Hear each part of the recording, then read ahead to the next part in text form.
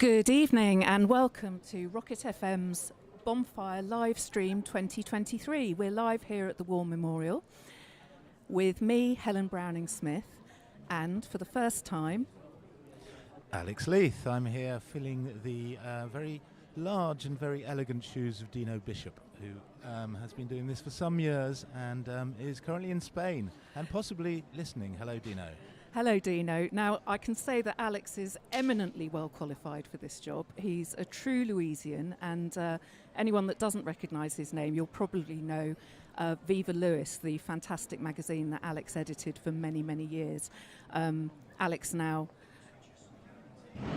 edits another magazine, Rosa, the review of Sussex arts, which is equally fabulous. And so not only does he know all about the arts, but he knows an awful lot about Lewes life and specifically Bonfire. Yes, I guess so. I'm not sure if I can live up to all of that, but I have never marched, although I went to my first Bonfire in 1980 as a 16-year-old and have been to most of them, I'd say, since then. I've travelled quite far to come to them. It's the most magical night of the year. It's just about to start. We're just about to have our first wreath laying, so we will be bringing you that live. It's the 1066 Society, I believe. Is that right, Helen? Yes, that's right. They're laying an additional wreath this year to honour the men of Lewes that fell at the Battle of Hastings. So something really quite different. And I'm told that the wreath features lots of local autumn flowers and fruits. So very different to the wreath that we usually see here. We don't have the exact figures of how many Lewes men were involved in the battle, or indeed how many perished that day, but the estimates of the total casualties on the Saxon side was around 4,000, about half the force, although that is very much an estimate. Wow, I bet quite a few of them were from Lewes. I would imagine there would be quite a few from Lewes. Yeah. We were quite big on fisticuffs around here, weren't we, even at that time? Yeah, well, Lewes was, a major Saxon city, had its own mint, and the street plan that of the centre of town is very much a Saxon street plan, I believe. The Twittons in particular, coming down from the main street. Yes, which really kind of shapes how we do Bonfire, doesn't it? There's something very magical about the fire coming down these kind of small, narrow, medieval streets and Twittons, and of course the tableaus packed with explosives. So fire, narrow streets, wind, explosives, what could possibly go wrong? Rain as well. Oh, rain, yes. Yes, it's a very damp one tonight, folks. So if you are heading out, do make sure you're wrapped up well. If you're going to a fire site, please put on your wellies. It's going to be very boggy down there. And in fact, Cliff have decreed that their fire site is for members only this evening, so there won't be any members of the public going to Cliff. But the others are open as far as we know. Oop, the first firecracker sound just from down Market Street. It's all shaping up. It's all getting very exciting. The first of many, no doubt. People are coming up to the War Memorial now. There, you'll be able to see on your screens. There's very light touch security. People are standing behind ropes. Just got one or two deep in the crowd so far. I expect the weather will have deterred quite a few people from coming out. So if you're one of those people, thank you for joining us. It's lovely to have your company. And we're going to bring you all the sights and the sounds and the noises of the evening. The ropes, rather interesting red ropes, are handheld by marshals standing about 15 yards apart. There must be scores of them, keeping the visitors, the viewers off the streets. Is that a normal thing, Helen? You looked down from this window every year? Yes, it is, yeah. It's usually done with rope, and it is very light touch. There are some incidents we'll see during the evening where after one society has performed their act of remembrance and then moved on, a lot of the crowd kind of spill into the street and congregate around the memorial itself, but the stewards always move them back safely before the next society's performance. I think we can call it a performance, can't we? I'm not sure. You have to be very, very careful. I mean, I know, for example, you become an instant enemy of Bonfire if you mention either fancy dress or a parade. But I'm not sure if performance is on the list of banned words. Well, some of them, I mean, notably Cliff, there's a very strong element of theatre with their presence at the War Memorial. But I know what you mean about terminology, and Dino is a seasoned Bonfire person. He's a member of Commercial Square, so he knows all the jargon absolutely upside down and never puts a foot wrong. So I've had to do some extra swatting up this year to make sure I don't mix up my badges with my set pieces and any of the other very careful terminology that we must use. Well, I'll leave all those details to you, Helen.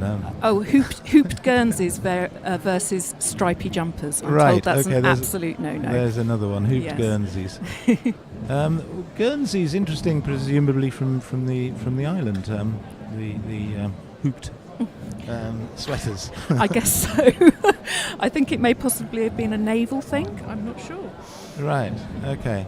Well, from what I understand, the Bonfire boys started wearing hooped jumpers and boot polishing their faces and wearing hats in order to not be distinguishable one from the other, and so they wouldn't be arrested the day afterwards by a policeman who would have recognised them in the fray. So it was a disguise. So all these smugglers that we're going to see this evening, they're, I guess, honouring their forebears in the societies. The idea was all to look the same. Yeah. But we don't blacken our faces anymore, do we? No. It's quite rightly been stopped, that practice. A lot of controversy, of course, about that. We'll maybe talk about that later. Absolutely. I mean, there's a lot of controversy about many elements of Bonfire Night, isn't there? There is. I would imagine if somebody came to the council, and you are a member of the council, so you'll understand what I'm saying, and proposed an evening where tar barrels were rolled down streets, people had races with burning coals in trolleys, fireworks were let off, there were firecrackers and Lewes rousers in the streets. I would imagine that health and safety might not allow it to start up if it was proposed. I think our health and safety officers wouldn't be that keen on it. But of course it's tradition, and tradition means that it carries on, and long may it do so, because Absolutely. It is quite a magical evening, and it's getting more magical as we're speaking. More people are collecting, darkness is falling, you can hear some drums in the background. Not yet the smell of cordite in the air, but that will come soon. No, but there's a real sense of the atmosphere building, isn't there, as you say, with the kind of rumbling of the drums and possibly rookies, possibly Chinese firecrackers in the background, and more people coming up to the memorial. So, yes, it's going to be quite a night ahead of us. Right, and just to put people in the picture, you can see on the camera we're in Helen's flat, absolutely overlooking the War Memorial. Right in front of us, we can actually read the names of those who fell in the Second World War. In both wars. In front of us, a list of 70-odd names. Do you know the exact figure, Helen? I might do. I might have some notes in front of me. You're using notes? Let's live in hope. That's cheating.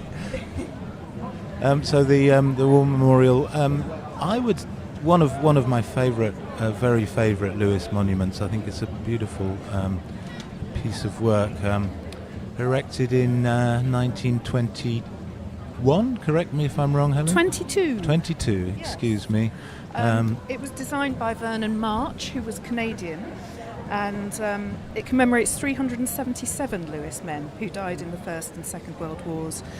I do have notes, but I do know quite a lot about the War Memorial because I look at her every single day from my flat up here, where, as Alex says, we do have the best seats in the house. But the War Memorial has recently been renovated. It was in scaffolding for several weeks, so it's been cleaned, the names have been re-engraved. It was actually cleaned by hand, I was pleased to see, by the chaps on the scaffolding. And I think she really is showing her best face to the world this evening. So when did that take place, the cleaning of the War Memorial?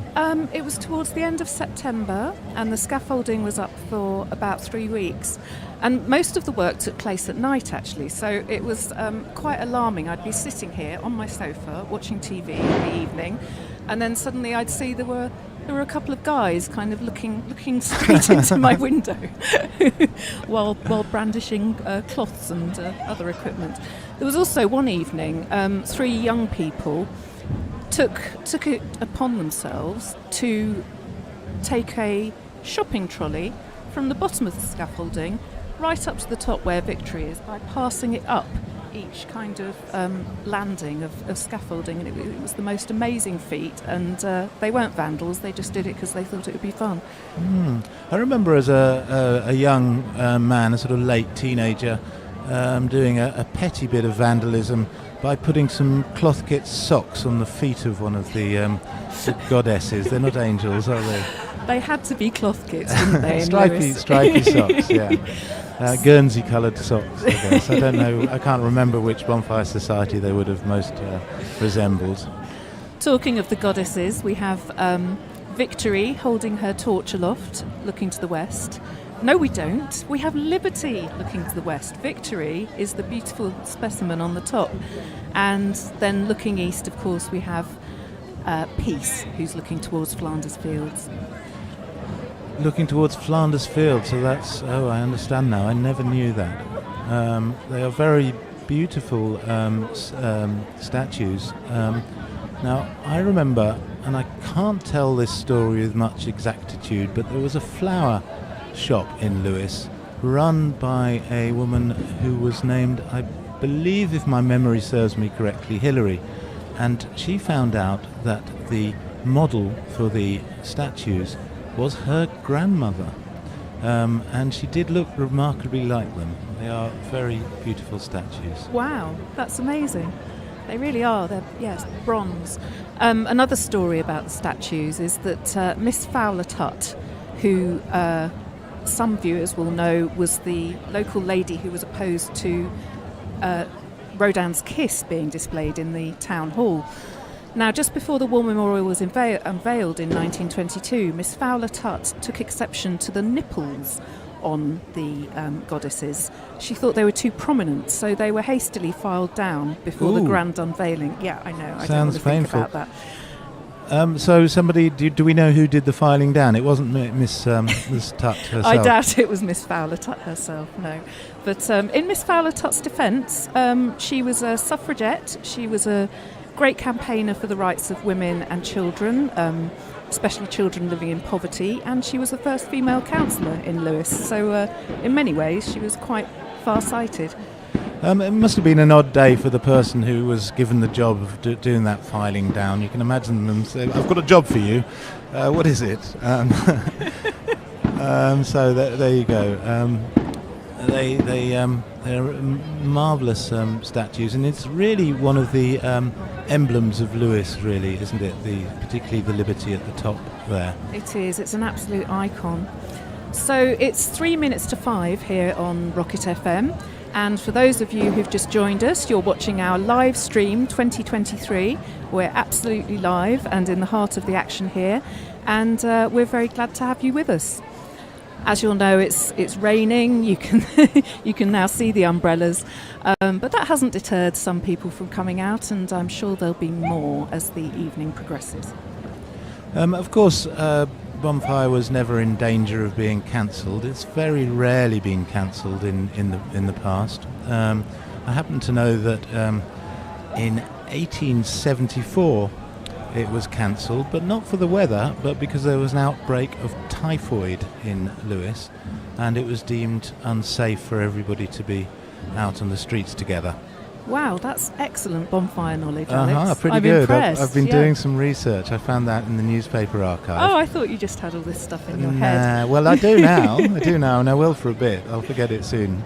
It's like cramming for an exam, really, isn't it? And then I understand that Bonfire that year was held, but it was held on the 31st of December on New Year's Eve. So you can imagine the whole of Bonfire happening on New Year's Eve, and it was indeed snowing that evening. So it was the only snowy bonfire in the history of the, what would you call it? Event. Celebration. It used to be the thought of combining Bonfire with New Year's Eve kind of makes me want to implode with excitement. Yeah, wouldn't that be great? I can see now the rain is sheeting down, and we are in what seems to be our monsoon season in the south of England. It's a pity that Bonfire night falls in the middle of that.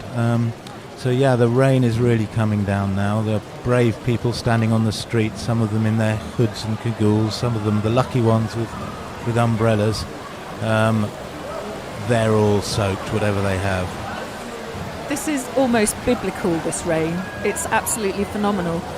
I mean, I don't think it will put off the Bonfire boys and girls, nothing really does, but might put off a few spectators. It might put out the odd torch as well. I'm sure this is just a flurry because it is absolutely pelting it down at the moment. The police don't seem perturbed about that. Lines of policemen are marching back and forth. Haven't really got much to do at the moment. But we will be reporting on the weather as much as anything, because there are rumours I've heard that there's been hailstones in battle. Is that right?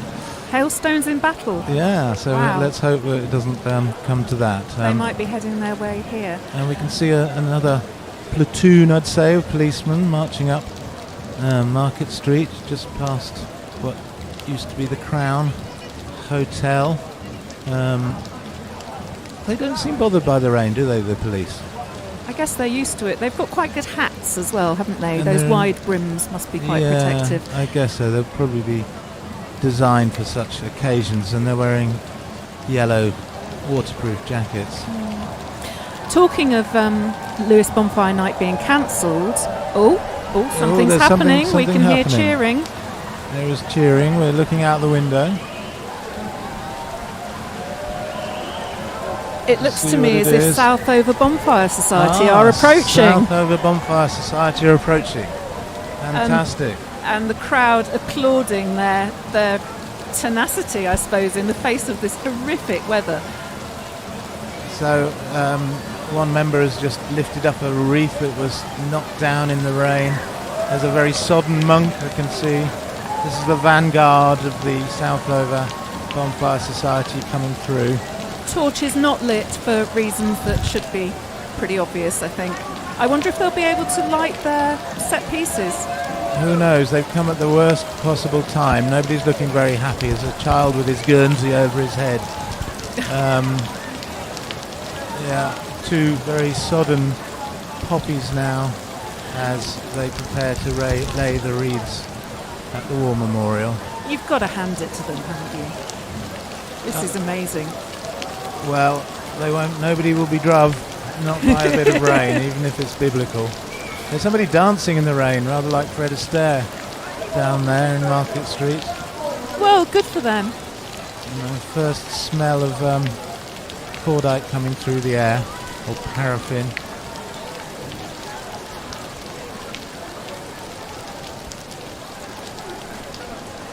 Southover are lining up. Banners are going down. Here come the Cluniac monks, the first pioneers.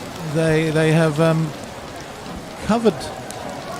What are they carrying there? Everything is under covers. It's being covered by tarpaulin or polythene bags. They could be the images of the martyrs that some societies carry around, or they in will fact be the 17 crosses. Yes. We can't see because they're covered in polythene bags. Or the dastardly gunpowder plotters who we see during the evening. Perhaps. We can see the Cluniac monks coming past us. And they're filing down School Hill. Have a brass band walking there. Yes, they're joined by the British Imperial Marching Band this evening. Okay, who are in the right colours. They for certainly Southover. are. Red jackets with splendid black caps. Now, there's also a rumour that the fabulous Captain's Beard are marching with Southover tonight. Do you know the Captain's Beard? Have you seen them? I don't think I have. Can you tell me about them? They are a fantastic band who sing sea shanties and songs about beards and look like pirates and are hugely entertaining and funny. Okay, and very in keeping with the second pioneer of Southover, which is Buccaneers. Exactly. Sorry, everybody. Remember, next year it's a no. We have a buccaneer below us taking photographs of the wreath being about to be laid, I think. The rain has subsided a little. Do a tuning note, please. People are looking a little easier down there.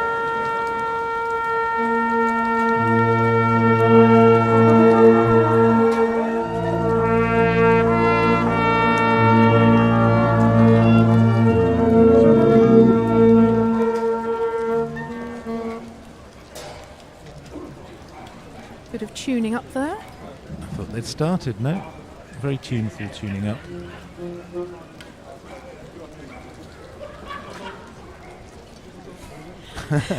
Our technical wizard Steve Pilfold is also sitting in my sitting room with us, just eating a hot dog by the looks of it.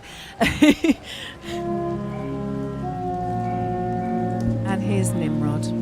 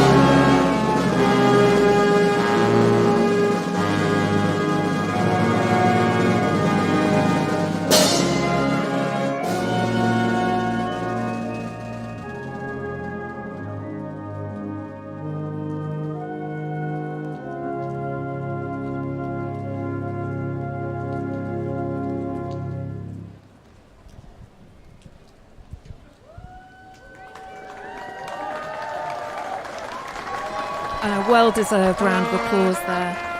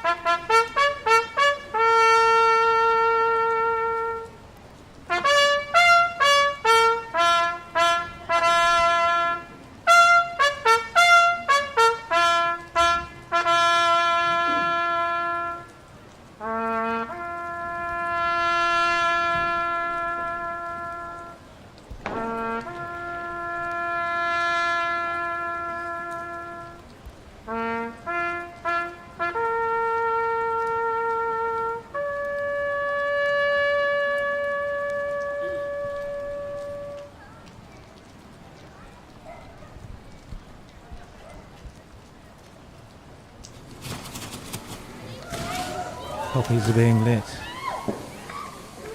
3 large poppies. Commemoration of the soldiers who lost their lives in the 2 wars.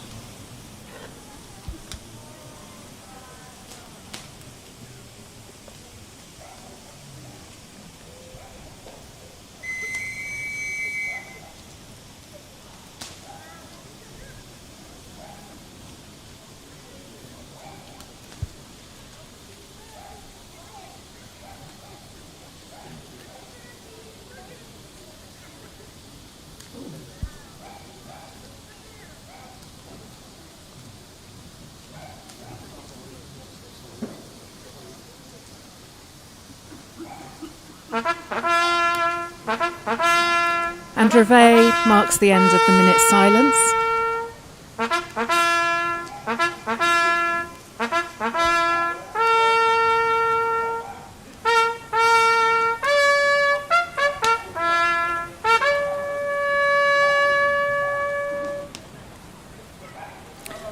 And for the first of many times this evening, the War Memorial is absolutely wreathed in beautiful pink smoke.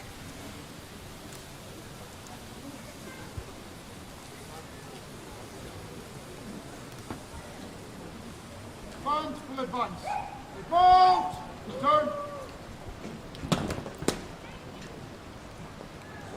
Advance being Southover's society slogan, of course. Motto, not slogan. Motto, yes. That's another no-no. Oops. Hats have gone back on. Everybody took their hats off, from the Guernsey caps to the Buccaneer tri-corners.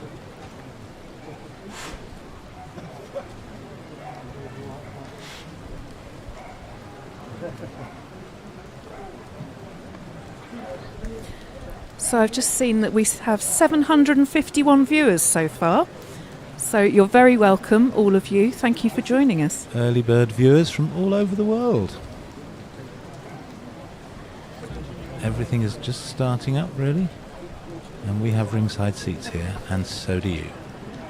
And the good news is we've just had the thumbs up from our chairman and sound man, Roger Stamp, which is excellent news, so we know that everything's okay for now.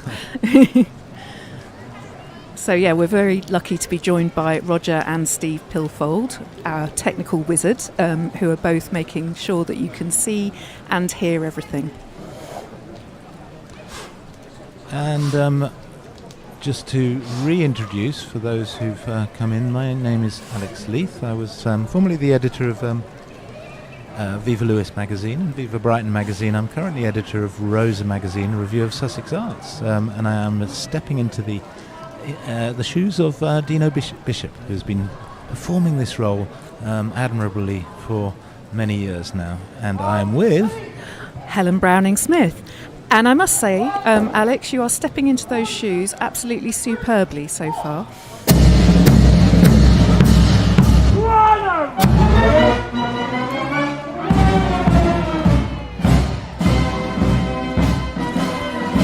Now, I've just been reminded that we are broadcasting in stereo, so do put your headphones on so that you can hear us in both of your ears. The mood has lightened, and the Southover smugglers are now walking down past us, and buccaneers, they've lit their torches. The rain has abated for the time being, and everybody is looking forward to the rest of the evening. Some very young Southover buccaneers down there. When did you come to your first bonfire, Helen? Well, so I grew up in Burgess Hill, and there used to be an out meeting in Burgess Hill towards the end of September every year, which my parents used to take me to.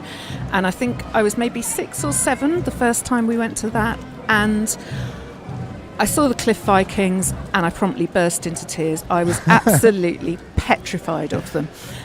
So I think we missed a couple of bonfire nights after that. But I used to come over to Lewes as a teenager, cramming onto the train. Do you remember all those queues at the railway station? Right, yeah. Well, I did live in Brighton for a bit, so yes, I do. Yeah. I have to just mention, actually, I've just seen the lead singer of the Captain's Beard, who we were mentioning, yes. walking past in a raincoat, looking very bedraggled and not his usually raucous, piratey self. So Right. let's hope he can I must say get that into character later. Buccaneers, which is really another word for pirates, is an excellent pioneer because dressing up as a pirate basically allows you to be naughty, doesn't it? Who doesn't love dressing up as a pirate?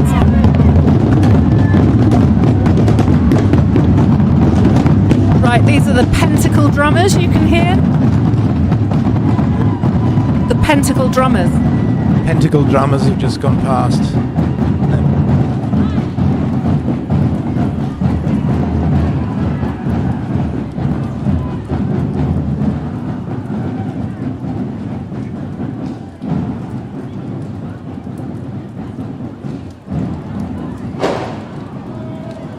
A particularly young Southover member there, an infant in some sort of papoose with a umbrella. Very sensible.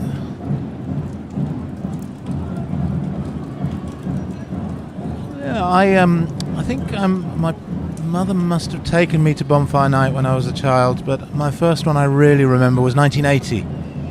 What happened in 1980? It was the first one I'd been to as a teenager, and I ran around and had a great time and went to Cliff in their old mauling fire site, which was carnage. And I realised this was going to be something that I would enjoy for the rest of my life and vowed never to miss it.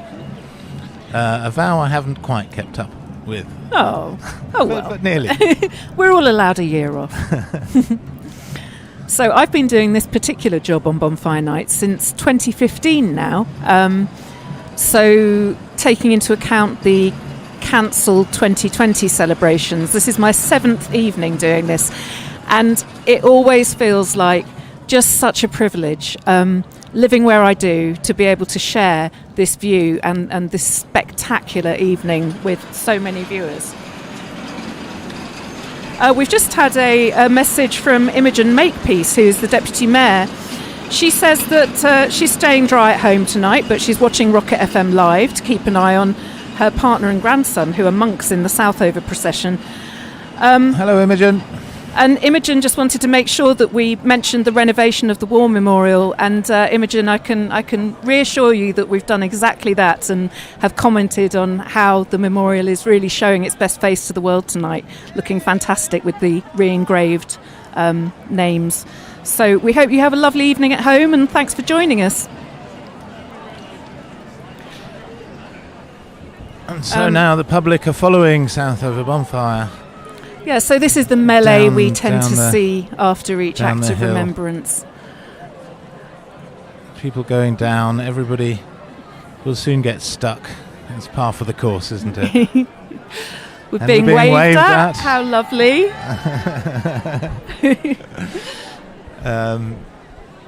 Do they know that they're being beamed out across the world? We've had, talking of across the world, we've had a message from Fred van der Kooj. I'm sorry if I've pronounced your surname wrong, Fred. Now he's watching Bonfire Night from Leiden in the Netherlands. And he's saying hi to his friend Tim Rose, who lives in Lewes. So hi, Tim, and thanks for getting in touch, Fred. Thanks for joining us. That's very nice. I wonder if Tim is out on the streets or if he's watching it himself.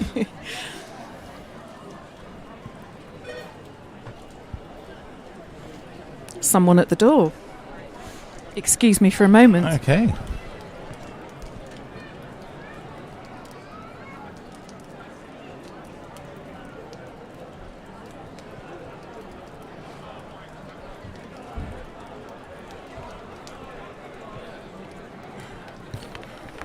Well, I've been doing some research from newspaper archives, and I found a description of the Bonfire Night in 1884 from the Derbyshire Times. So I think I'm going to read a bit for you. 1884, remember.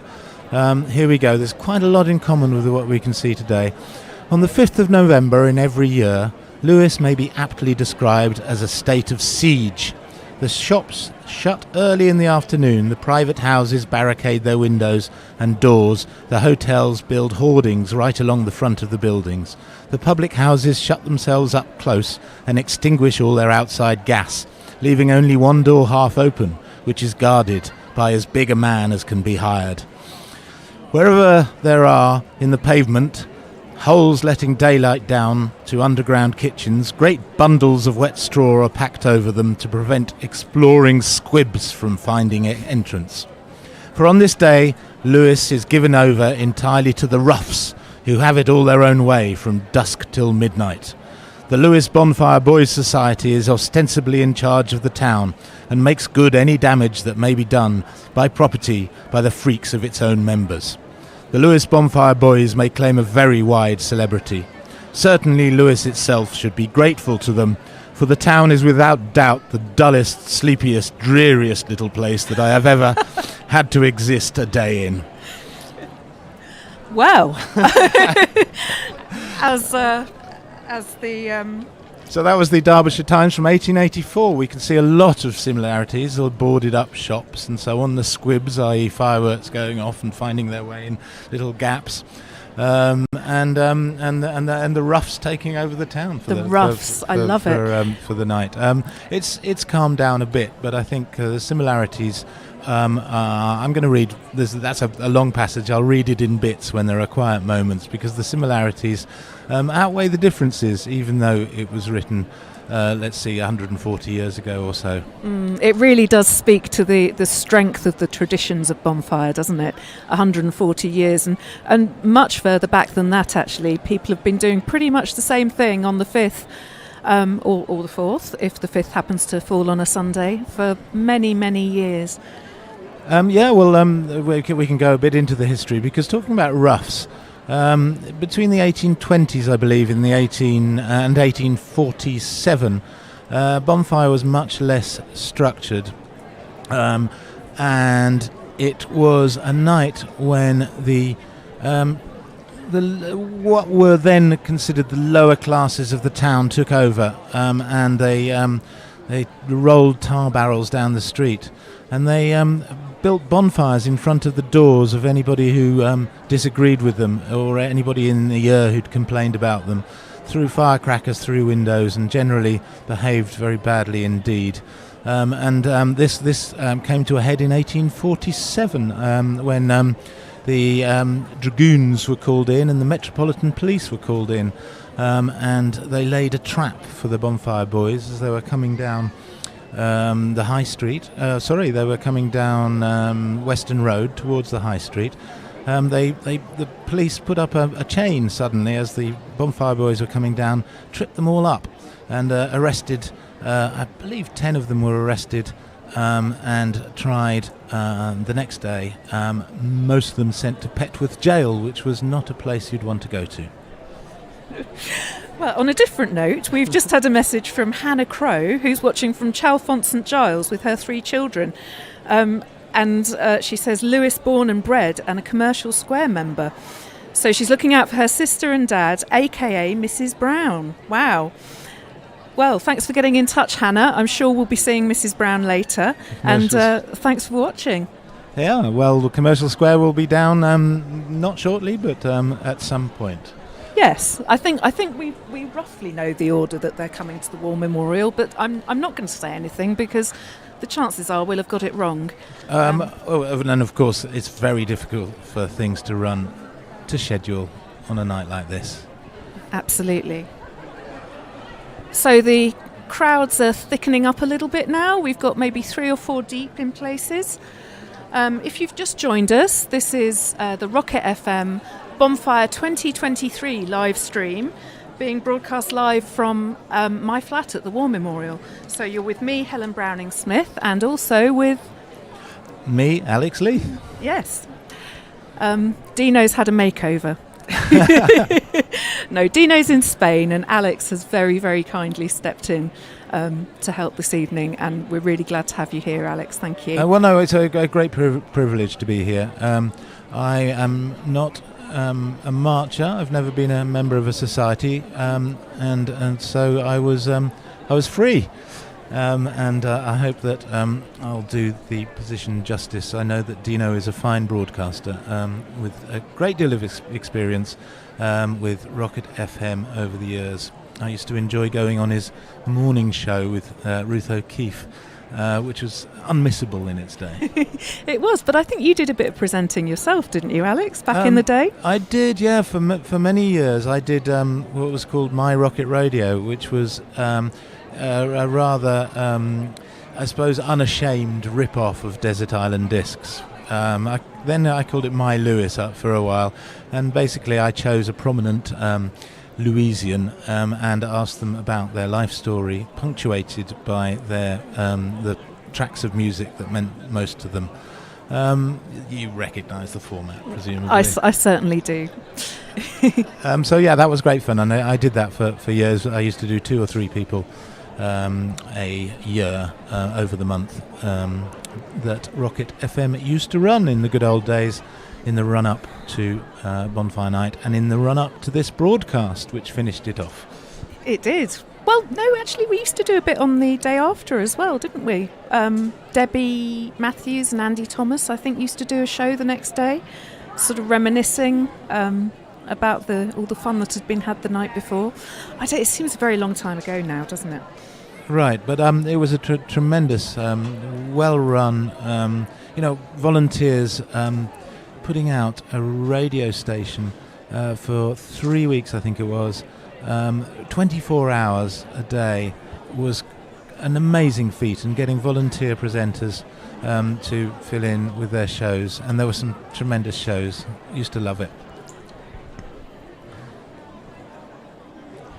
Right, we've had some more messages coming in. We've got David Backshall, and he'd like to say hello to his 2 cousins, Paula Black and Gaynor Reid, who organised this. Ooh, part of a Bonfire. They've organised Bonfire Night. Congratulations. Bonfire Night. I didn't know Bonfire Night was organised in any sense at all, really. But anyway, we're very happy to hear from you.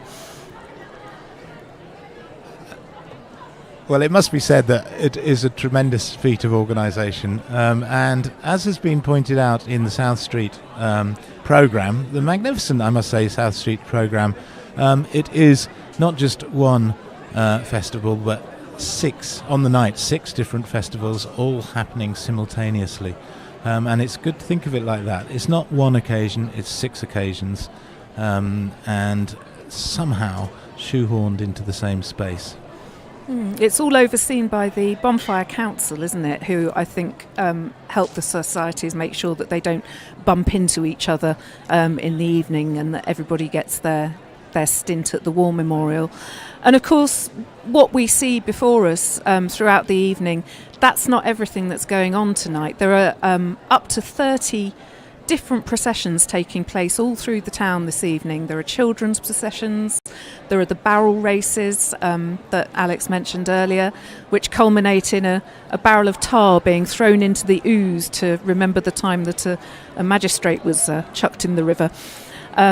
So while this is going on here, there are lots of other things happening in lots of other places. The barrel races are particularly exciting. They beg a belief, really, that they're still allowed, and long may they continue, because it's a great part of the proceedings. I normally actually stand down by the gardeners on Cliff High Street, and there's a barrel race that goes on there. Wow, it is quite an occasion, the Cliff one. Yes, I was going to ask you what you'd normally be doing, Alex, if you weren't here, but I normally, well, it depends on who's having a party, really. I normally go to a party or two. I have taken to standing down by Cliff for the first bit, and going to the fire site. I have, in the last couple of years, gone to Southover, which has been good, a rather intimate fireside experience. Before that, I went to Commercial Square for many years in a row, which is a much bigger a more raucous affair. Yes, of course. Now, shall we have some more messages from Yep. our lovely viewers? So we've got Di Woolard. I've just lost her. Help. Sorry, Di. Sorry, Di, I've just pressed the wrong button on Roger's phone. We'll come back to messages in a minute. Okay, we'll come back to Di as well. We'll try to find you, Di. Sorry about that.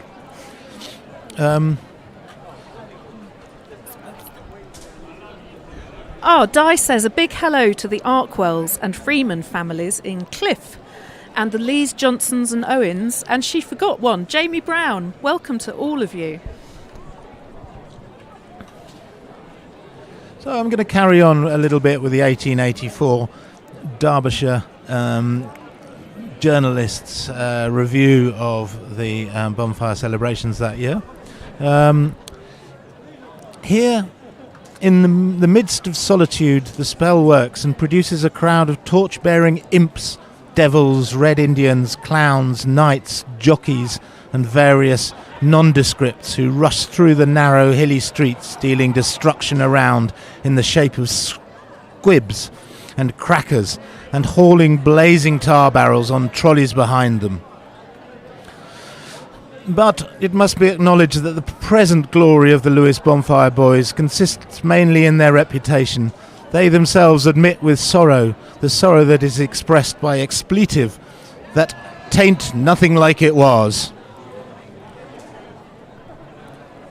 So, even in 1884, people thought it was wilder in the past. I wonder what it was really like in those days.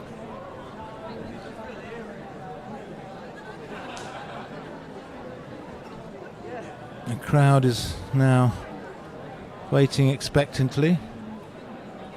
I'm delighted to say that the biblical rain from earlier has abated. Umbrellas are down.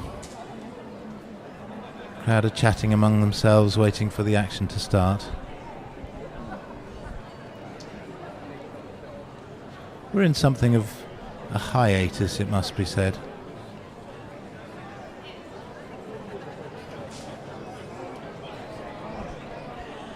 Apparently the parking people have said that nobody is to moor their boats on Brighton Road tonight. It's interesting. The crowd is, must be said, much sparser than normal, I would say. Although, Helen, you know it from this angle. Would you say it's sparser than normal? It is sparser than usual, but not by much.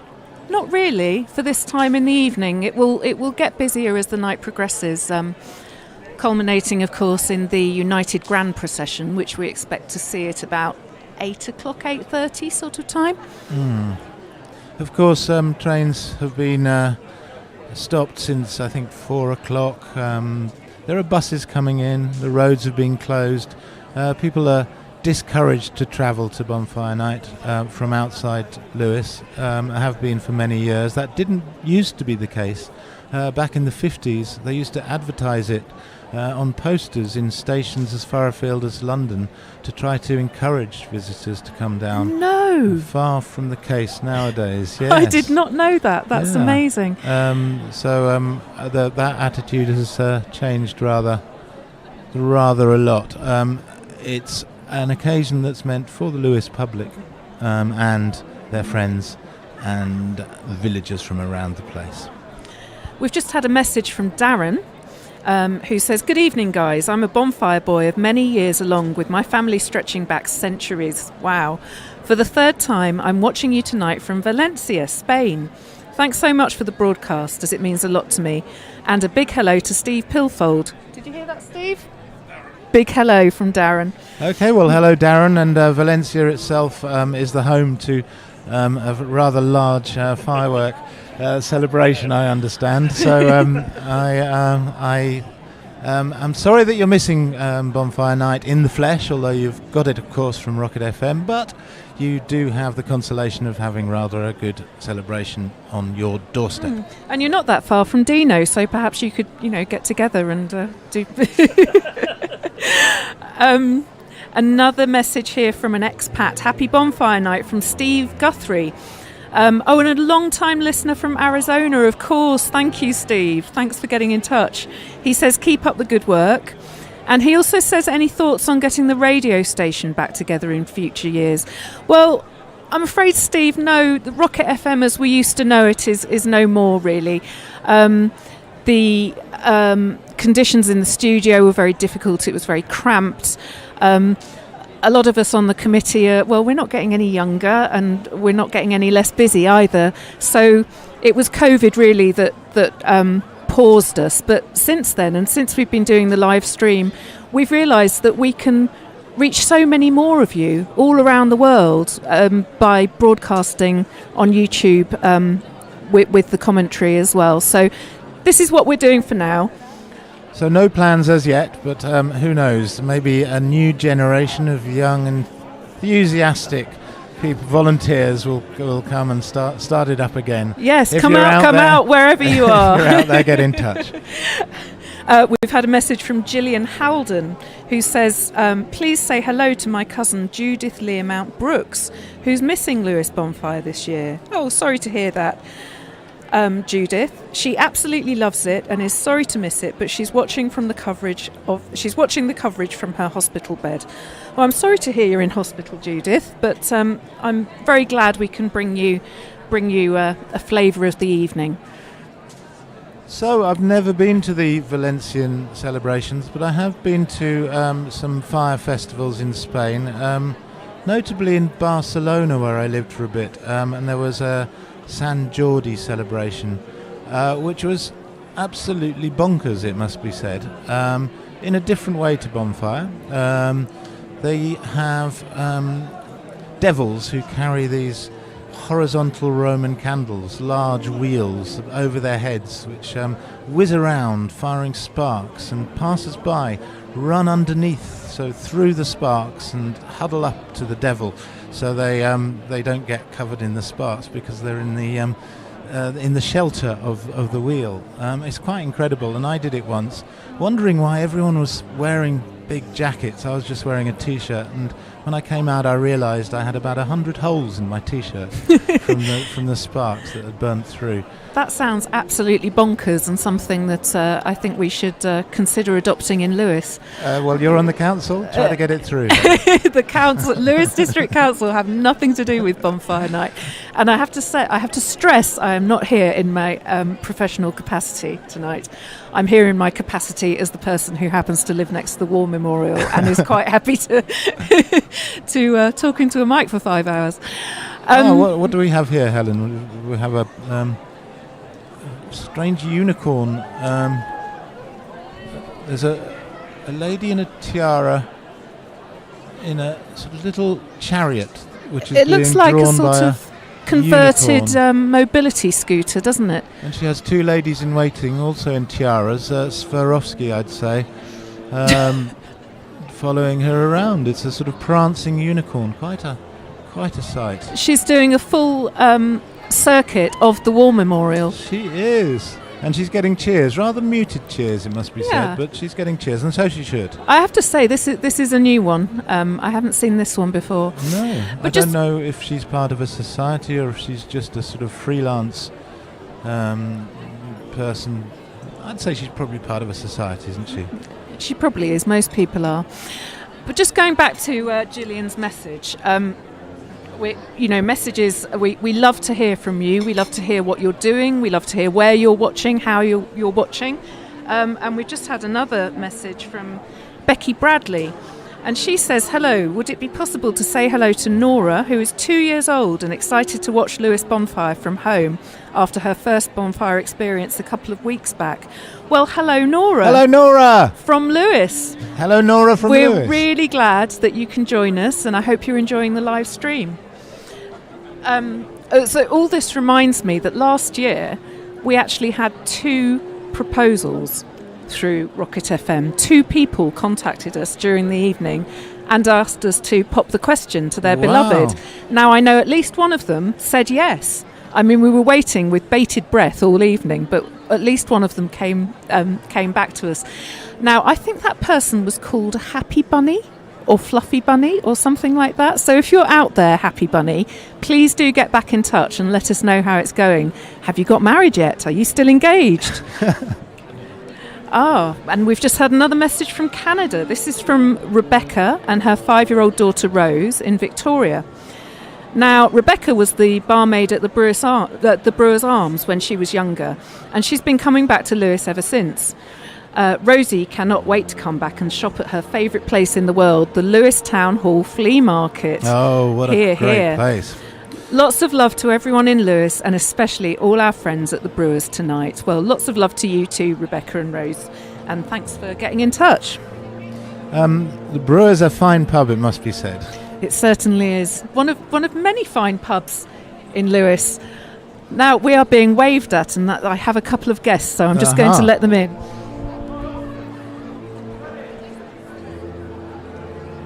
And more people waving at us. We're getting quite some attention. As a band just kind of tuning up. I just want to give a shout out to Pete and the crew at Richard's Brewers at the top of the high street as well. Richard's Brewers? What am I talking about? Richard's Butchers. I'm so sorry, Pete. I know that Helen you listen to us. hasn't opened her first beer yet. No, I think she's dying for I think it. it's about time I did. There are some sausages on the table. There certainly are. So hello, Pete and the gang, and I hope you're having a lovely evening. Where's Pete? Pete's just messaged, has he? No, I'm just saying hello because every time I see Pete after Bonfire Night, he says we had you on in the shop. Right. Okay. Well, hello, Pete, from Alex as well. It must be said that Richard's the Butchers is definitely worth the climb. I'm a particular fan of Pete's Cornish pasties, which are proper peppery, and the sausage rolls aren't half bad either. The sausage rolls are the best in town.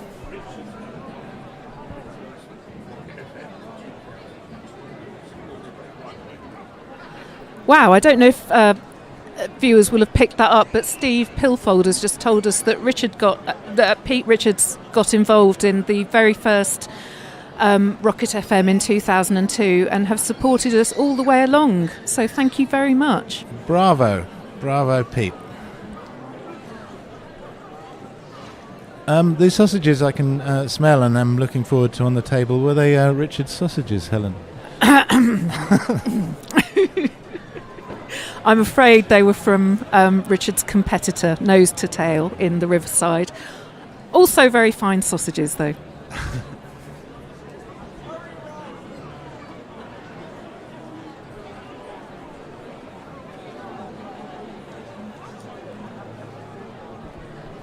We have another message, I believe, coming through. We certainly do. This is from Carrie Durant, and she's saying, good luck to my dad, Phil, and little brother, Ben. Stay safe tonight and go South Street, in capital letters. That sounds rather American. Go South Street. Yeah. I'd like to say hello, actually, to my mother and father-in-law who are watching this from Purley in the south of London, to Julia and Gisli Gudjonsson, and everybody from the McCulloch family who is up there with them. I hope you're enjoying the feed. We're in the early stages now. It's very quiet. Things will really start hotting up in half an hour or so when the big processions start going past. So bear with us, stay with us, and enjoy the action unfolding in front of you.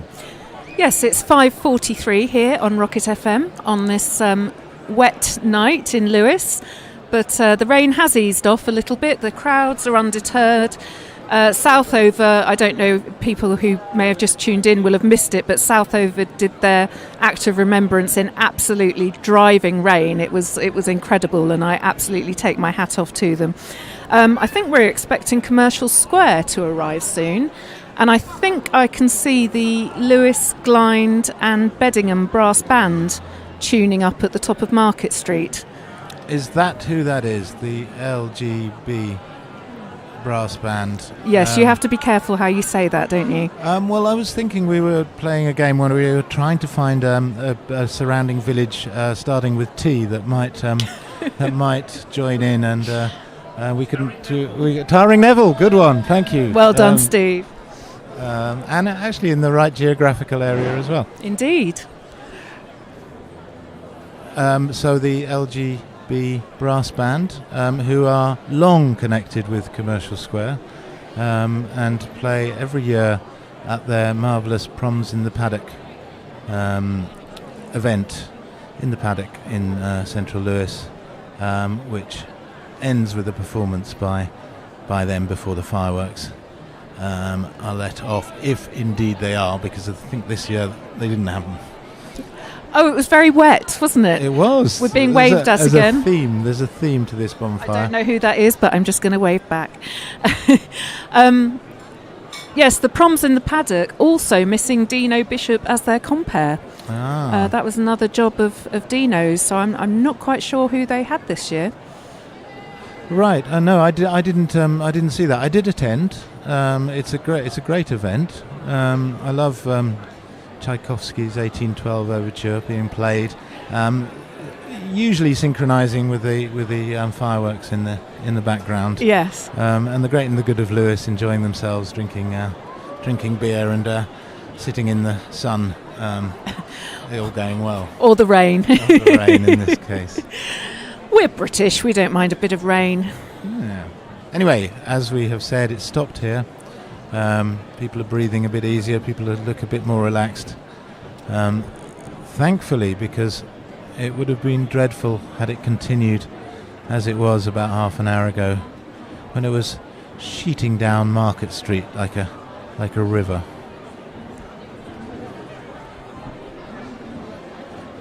Now, Commercial Square have lost a very long-standing member this year, Mick Ayling. He died in February.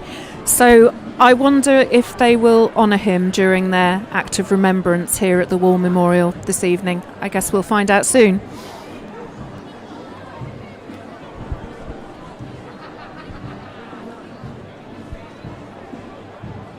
Do you have an association with any Bonfire Society, Helen? No, I don't. I am entirely neutral, which is another great thing about doing this every year. Don't have to get involved in any sectarianism. That's a bit like John Motson was never able to tell people who his favourite football team was because he didn't want to appear biased. I'm the John Motson of Lewes Bonfire then. Now, we've had a correction from Andy Thomas, our Rocket colleague who's listening in. He says the first ESRS, I don't know what that stands for. Sussex Radio Society. East Sussex Radio Society, before my time, you see. Rocket Bonfire Special was actually in 2001 from the Canon O'Donnell Hall.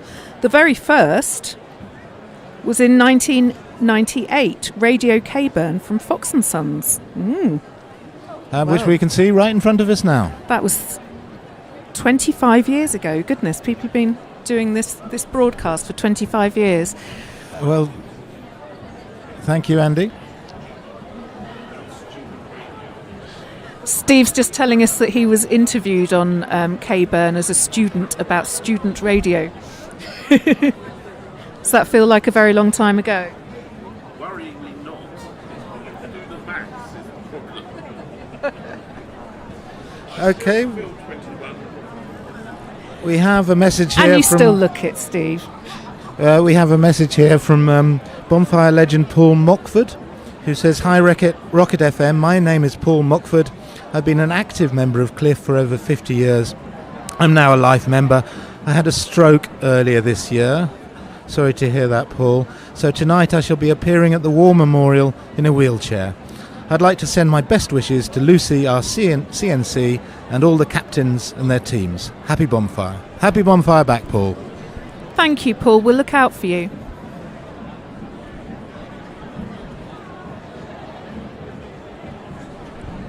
Helen's just offered me a drink, which is very nice. I believe that she's going to bring some sort of Harvey's over.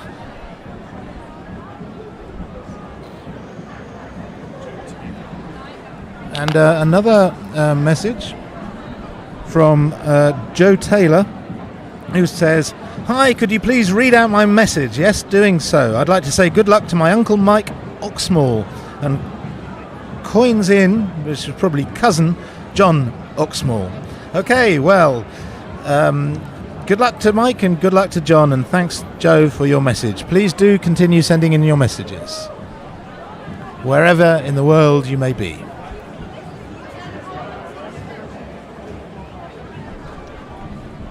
Beer is coming. One of my guests just told me that he's been trying to get my attention for the last half hour to ask us what we want to drink. It's so exciting out there. We're being waved at again. Can't see who it is. Another message coming in from Jessica Jackson. Thanks for another great live stream.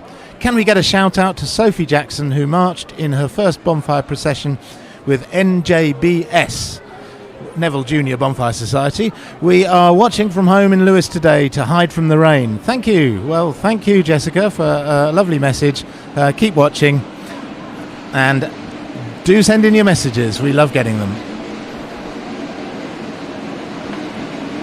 Thank you. I've just been handed a Harvey's Brewery Art Wave, wrong festival, Art Wave collaborative IPA brewed to celebrate 30 years of Art Wave. Well, a very fine festival.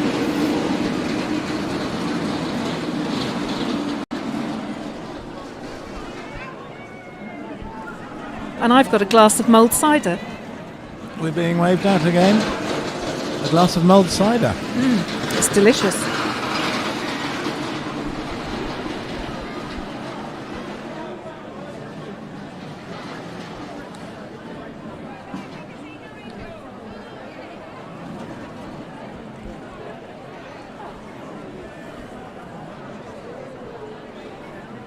Just seen my footballing friend Ed Kirby walk past, waving in a blue cagoule, and another wave. Do wave at us, folks. We love it. Love the attention.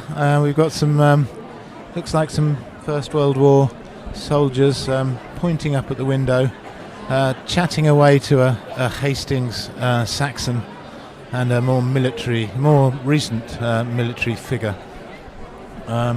All sorts of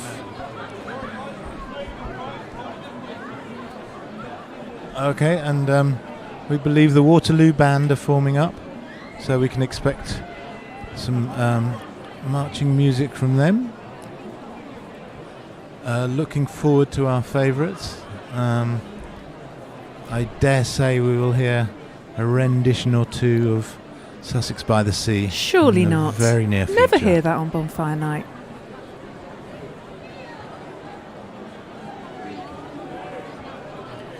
Right, so it does look as if we are seeing Commercial Square forming up now. You can see two crosses, which will shortly be set alight. Native Americans forming behind us with their splendid long headdresses. And we've just had a message from Chelsea King, who says, can you please shout out the King family? Hello, King family. Hello, King family. They're with Borough Bonfire Society, hoping they don't get too wet. Well, it's holding off for now, Chelsea. Myself and my family are watching from home this year as we're unwell, hoping to be back in next year. Well, we hope so too, Chelsea. And and a warm welcome to anybody who's at home tonight, perhaps because of the weather, perhaps because you're not feeling very well, or perhaps because you just prefer watching the live stream. Who knows?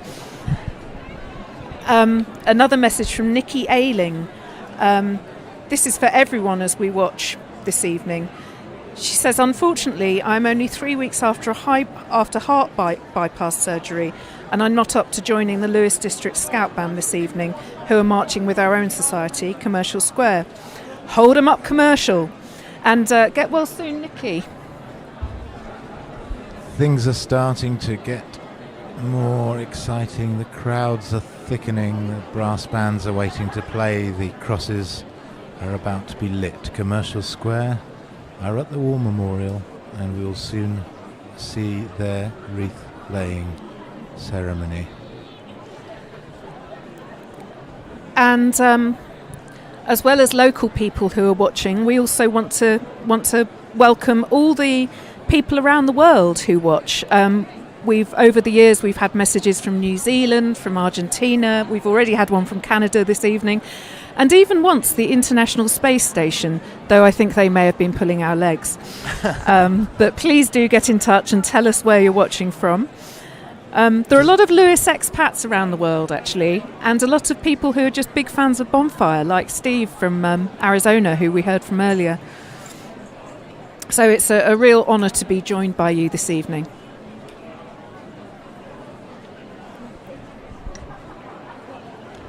So the story about the Native Americans, which is, I believe, the first pioneer of Commercial Square, is that in the 1890s, some Commercial Square Bonfire members went over to North America and were appalled at the plight of the Native Americans there, and decided to come back and to honour them and to let the public know about how badly they were being treated by dressing up in Native American gear. The custom has held until now. Very sadly, I had a conversation with a Commercial Square member last night outside the Lewes Arms, where they were getting up to their usual badge night shenanigans. And this lady told me that she wasn't going to be wearing her Native American costume this year, because last year some Commercial Square members got a lot of abuse for wearing that costume by people who I suppose thought that it was in some way racist. So I think it's really important to keep repeating this story, that it's actually an homage to the Native Americans and a mark of how deeply their suffering touched the members of Commercial Square, and that is why they still want to remember them today and to continue using those skills that their forebears learnt from them.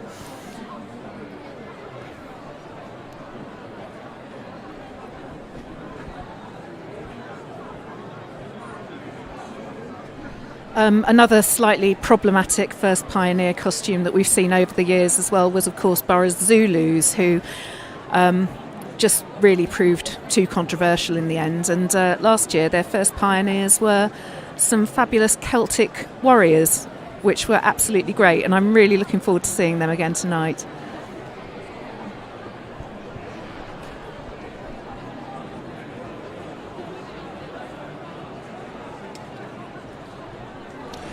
Yeah, that was interesting. It was something that was getting a lot of traction, and I feel that it was taking over, that people would only talk about that sometimes when they were talking about Bonfire. So I think they made a good decision there.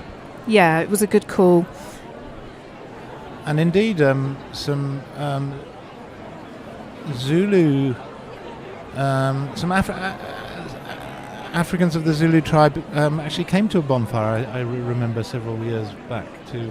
They did, but it just wasn't enough. It had got too big, as you say, too big and too controversial a point, really, to go away. So I think they made the right decision. They also did a year in 2021, I think, honouring the NHS workers, and that was a real fun first pioneer outing. We're getting more messages on our YouTube stream here.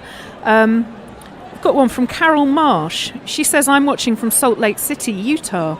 When I was young, we came often to Lewes for Bonfire Night. It's lovely to regain memories of childhood and family and friends. That's right, Carol, it probably hasn't changed that much. Paul Nichols says that he first marched with the borough 70 years ago, and they were kind enough to put a photo of me from 1953 in their programme. His father, Dr. Pat Nichol, used to lay the wreath. Well, thanks for that, Paul. It's good to hear from you. Okay. Natalie Norman says, please can you do a shout out to my son Harley? He can't come this year and is so sad about it, as it's his favourite night of the year. Oh, I'm sorry, Harley. Well, I hope you're enjoying the live stream anyway, and thanks for getting in touch, Natalie. We're getting streams of messages coming through both on our YouTube channel and on Facebook. Bear with us. We'll try our best to read yours out. We're getting rather overwhelmed almost with the number of messages from everybody. But we don't want you to stop sending them. We love hearing from you wherever in the world or the county you are. And on that note, we've just had a message from the Grace family. The Grace family, who are sending their love from Croatia. Thank you. It's good to hear from you. We've also got Steve and Lizzie in Hove, not too far away. And they're loving the live stream, and they say it's almost as good as being there in person. However, unfortunately, they couldn't make it tonight because they're both hungover. Oh, that's dear. no excuse. So's half of Lewes, Steve and Lizzie. It was badge night last night. So is everybody out there.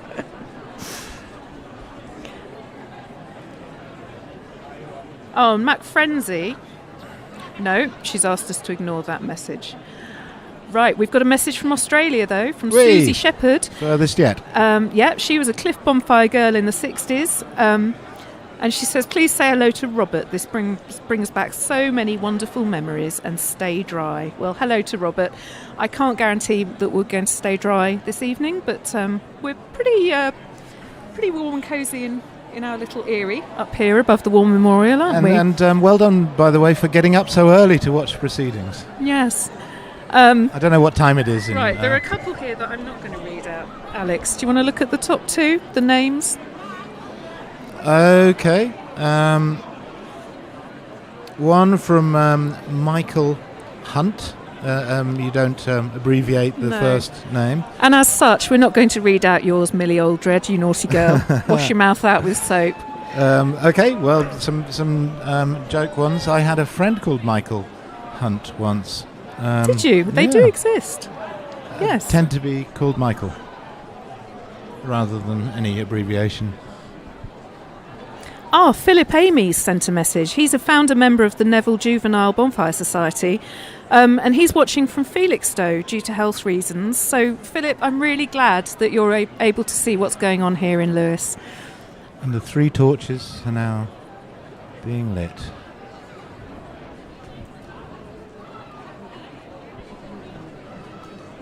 By Commercial Square.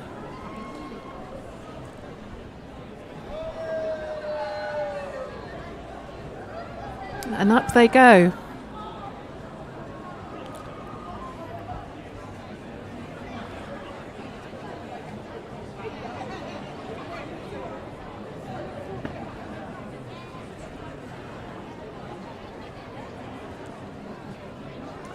That was quite a long gap, wasn't it, between Southover and Commercial Square's arrival? I guess the rain has complicated matters. Another rendition of Nimrod.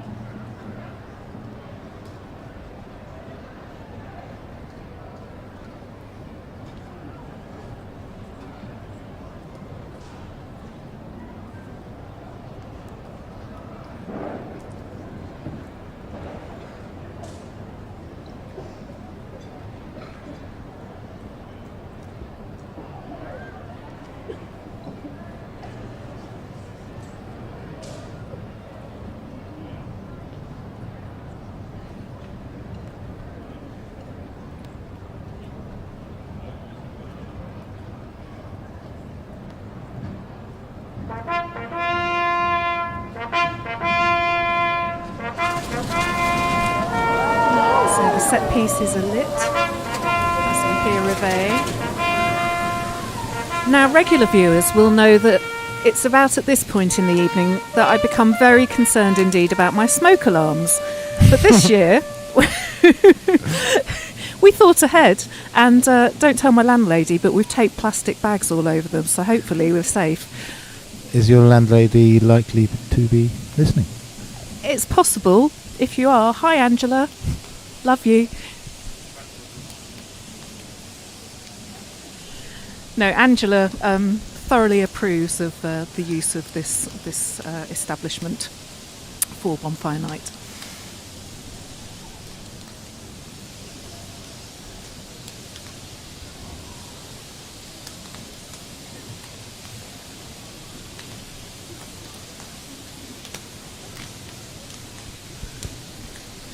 Crowd's really quite deep now, with people standing on the windowsills of the old bank to get a better view.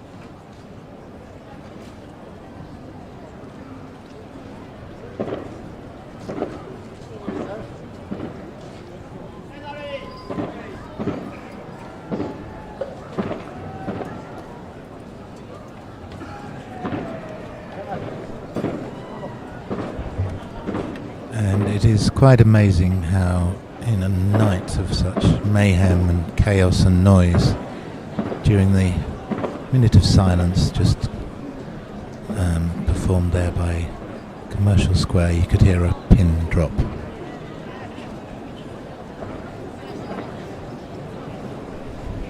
Yes, this is definitely the more sombre and respectful part of the evening.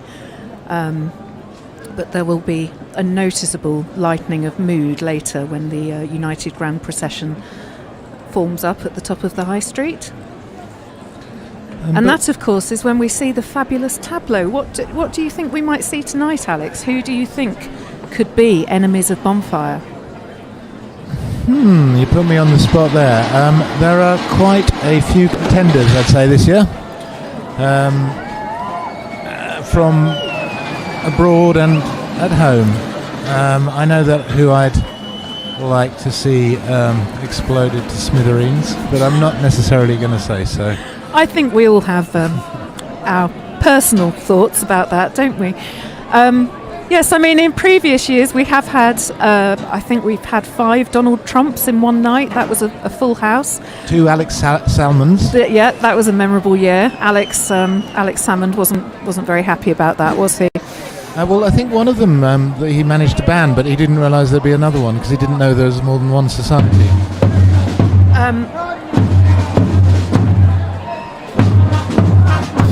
Yeah, and I think last year we had a couple of Liz Trusses, and we've definitely had a few Putins over the years as well, and I'd put money on there being another one tonight. I'd say there'll be another Putin.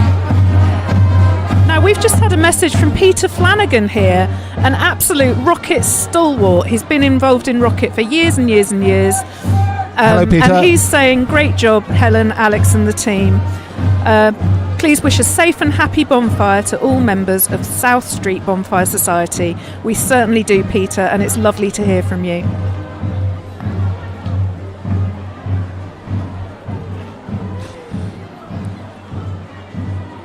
So, of course, there are really 3 different things that are being remembered. And there's Mrs. Brown, who we heard from her. There's her Mrs. daughter Brown earlier. walking past. Mrs. Brown, who was in a photo shoot for Viva Lewes a few years back, in which Bonfire Society members who dress in costume went to their day jobs in their costumes, and they were photographed by Tom Reeves of Reeves. And we had Mrs. Brown at work and several other. We had Jim Painter up a ladder. We had several other Bonfire members at work in their costumes. I remember that one. It was a really, really good piece. I loved it. The late and much missed Tony Leonard as a grand dame behind the bar in the Snowdrop was one of them.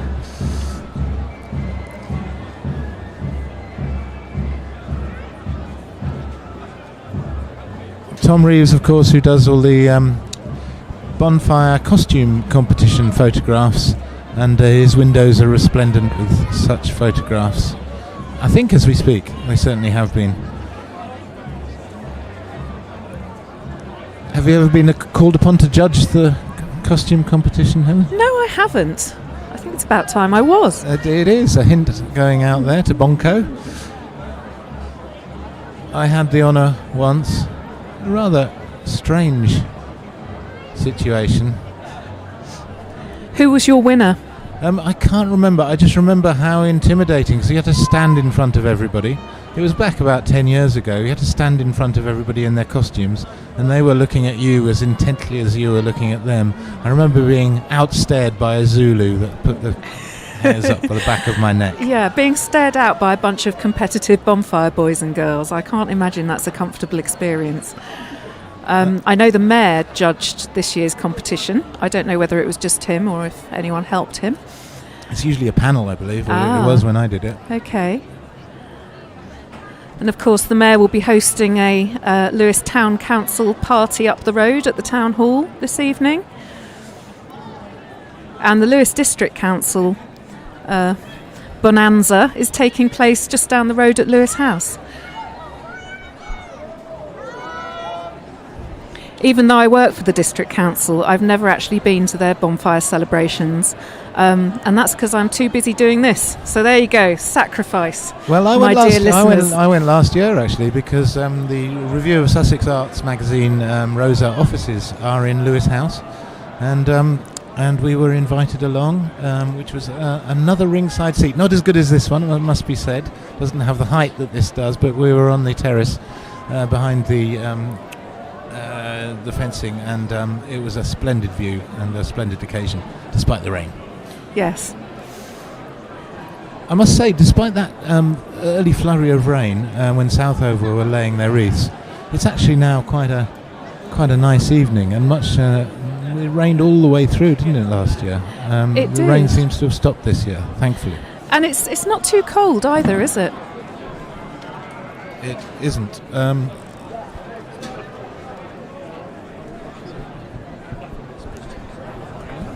Alex has lost his fluffy cover, so bear with us. I've just been... Excuse me if I was screeching earlier. The fluffy cover fell off my microphone. I've just been alerted to the fact by Roger. I'm Been told... reprimanded by the sound supervisor for taking your wind gag off. Don't do it again. Alex is now quaking in his boots. It's also just been pointed out to me that we're on gutter cam again, so let's just try to rectify that. Again, First regular rookies of the night below us. regular viewers will be familiar with the sight of my guttering during the evening. Is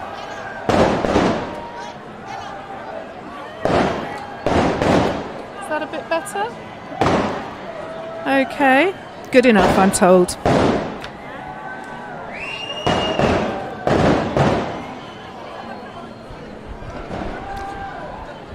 So these are commercials' second pioneers, the American Civil War. They appear to be more like cowboys than American Civil War. The First World War. There's some Tudors. We have some American Civil War Unionists. don't believe there are many Confederates in the ranks. Oh, we've now got the suffragettes.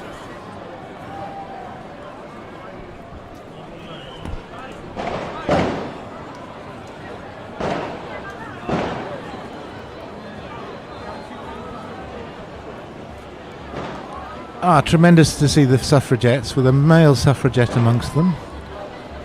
Oh, 2 male suffragettes. Fantastic.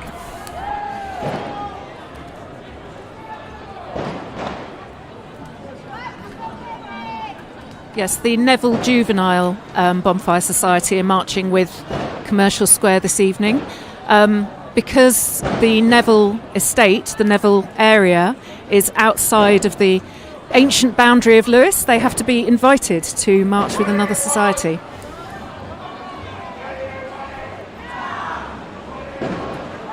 And of course Neville Juvenile had their celebrations a couple of weeks ago.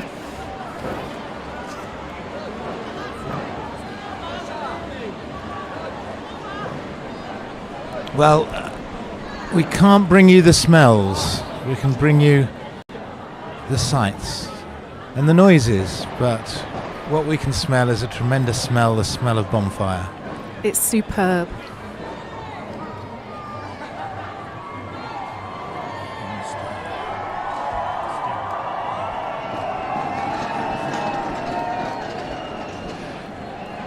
Roger has just pointed out the sounds are coming in stereo. So put your headphones on and you'll hear us in both of your ears.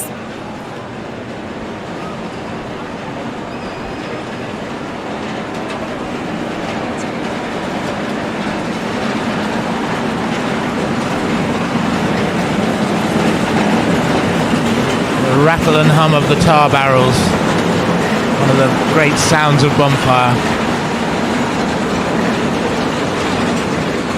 They always drown us out. So that was Commercial Square's Act of Remembrance, and I think you'll agree they did a fantastic job. If you've just joined us, this is the Rocket FM Lewes Bonfire 2023 live stream, and we're coming to you live from our studio at the War Memorial. The weather is cleared up and it all seems to be going to plan. So here come Borough, lickety spit. It's 6:21 here on Rocket FM.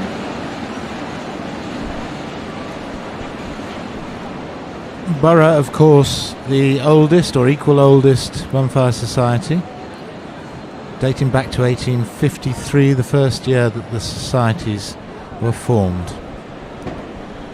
Oh, and we've just gone over 1,000 viewers. We've got 1,004 people watching now. Hello, everybody. Oh, I'm so sorry, 1.54.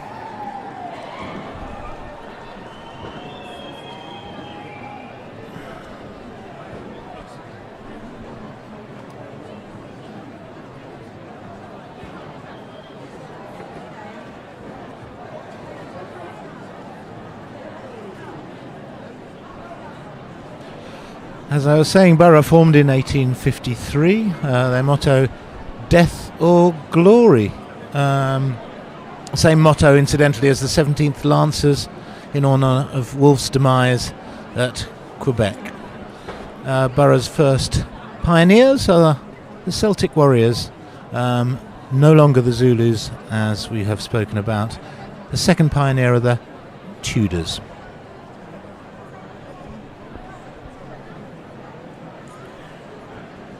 And this evening they're remembering one of their members, Elfrida Brown, who died this year. Now, she first marched with Borough on the 5th in 1932 when she was just 5 years old, and she continued into her late 80s. So we think they'll be honouring her during their act of remembrance at the War Memorial tonight.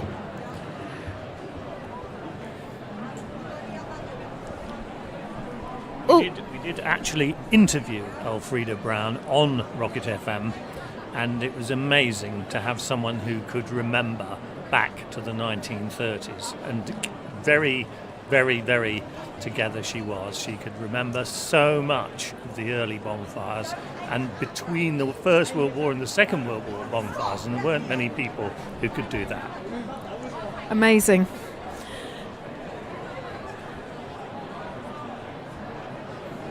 Apart from Roger, of course. For people who are maybe not so familiar with Bonfire Night, you may have tuned in to watch this on the 5th of November, which you'd be perfectly reasonable in your assumption that this would be taking place on the 5th of November. But here in Lewes, we like to be contrary, and if the 5th falls on a Sunday, we have our celebrations on the 4th, on the Saturday instead. So that's what's happening tonight. So if you missed us live, I hope you're enjoying us on the 5th. And indeed, if you're one of the people who is in the processions and watches us on the 5th, hello to you as well. I hope you had a fantastic evening.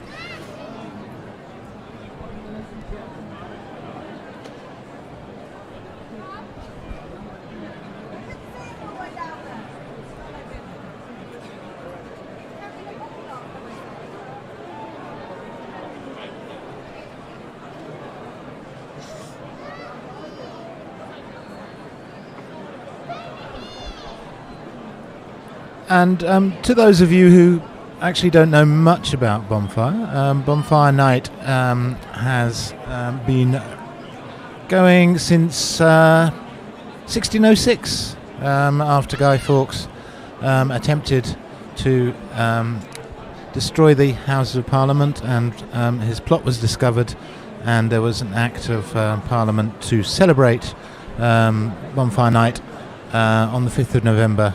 From the year after that. The celebrations have been particularly taken up by Lewesians, and in fact all over Sussex there are celebrations. On Lewes these celebrations take place on the 5th, or as Helen has just explained, on the 4th if it's a Saturday. There are actually 6 bonfire societies who march through the night, so in effect it's more than one festival. It's 6 festivals all taking place simultaneously. The societies are, and Helen is going to say them with me, there's Borough, which we can see here in front of us, which is the oldest society, together with Cliff, also formed in 1853. From the bottom end of town. Yes. After that, in 1855, I believe. That would be Commercial Square. Okay, I feel like I'm doing an exam here by Professor of Bonfire, Alex I've just Lee. been handed another beer. And after that, it's difficult because some of the societies have formed and reformed, but I'd put South Street after that, 1913. Which started as a juvenile. Have I missed one out? Well, I beg to differ, because Waterloo were originally formed in 1857. Okay. They disappeared around 1880, but they reformed in 1964. Yeah, so I was counting them as from 64. Oh, okay. So South Street, sorry, you've been demoted behind Waterloo, but maybe that's the correct way to do it. South Street formed in 1913 initially as a juvenile society for young kids, and they were a feeder society for Cliff, because South Street is in Cliff, but they became a adult society sometime, I'm not sure exactly when, and very much are now both, but they're a very family friendly society. And then how many have we got through? Have we got any more? I think we've done all 6. Well, Southover, of course, another older Southover. society that reformed in 2005, I think. That's right, yeah. And have gone from strength to strength ever since. We saw them first up at the War Memorial this evening. So they had a 20-year hiatus. They were disbanded in 1985, reformed in 2005. Yes, and as Alex said, we are commemorating the discovery of the Gunpowder Plot this evening from 1605. So we're now on our 418th anniversary. But of course there are other things that Bonfire Night commemorates, one of them being the fallen in the Great War and the Second World War, and all wars in fact. And the third being the burning of the 17 Protestant martyrs during Bloody Mary's reign, 1557. More about that later. And that was just over the road outside the town hall, which was then called the Star Inn.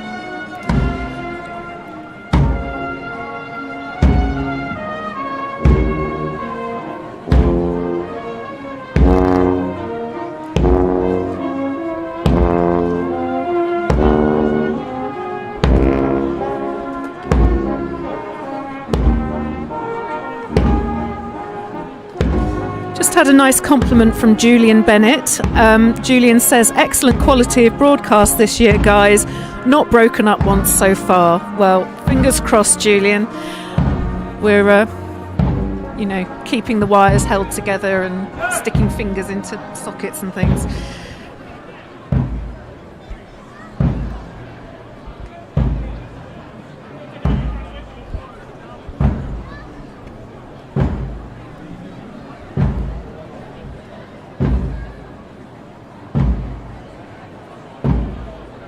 Oh, and regular viewer Conrad Blady has got in touch. He says, greetings, Bonfire folk.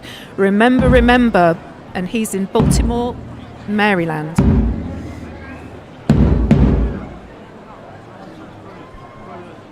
Hang on, Baltimore isn't in Maryland. They're two different places.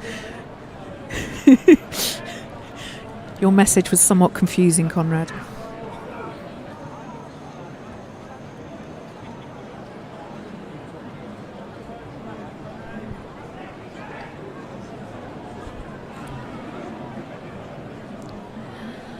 Samantha Vigor is asking, what do the burning crosses signify? Well, Samantha, we just mentioned a minute ago, Alex was talking about these 17 Protestant martyrs who were burnt at the stake outside the Star Inn, which is now Lewes Town Hall, just a few metres up the road from here. So the societies burn 17 crosses, they carry them through the streets, and each one commemorates one of those martyrs. I can fill in a few more details while we're waiting. The event, there were several different martyrdoms.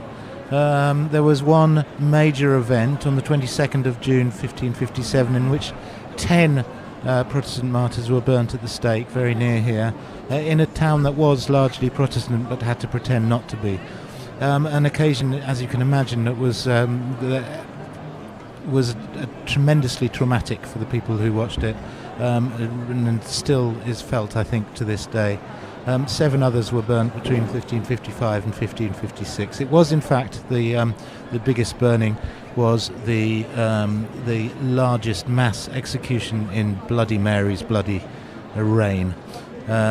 So this was commemorated in 1563 in John Fox's Acts and Monuments book, which has given us a lot of information about what happened in that awful period of time.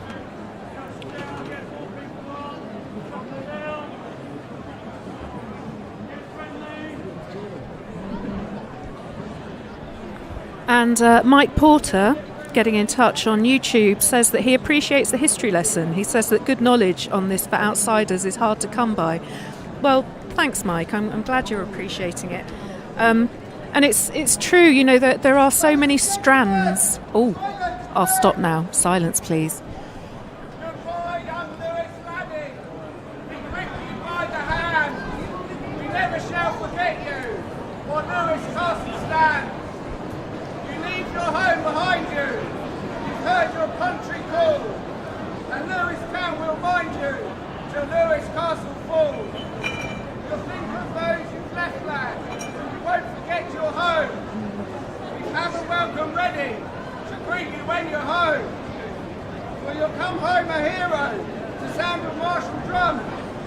We set the church bells ringing. The conquering hero come. Josie! The girl is at the gate, lad. As you march down the lane. At the gate she will greet you when you come back again. And come you back with speed, lad. Going makes us sore, and come home back a hero from foreign fields of war. We never will forget you, lad. how you went at the call. But never mind that debt, lad, till Lewes Castle falls.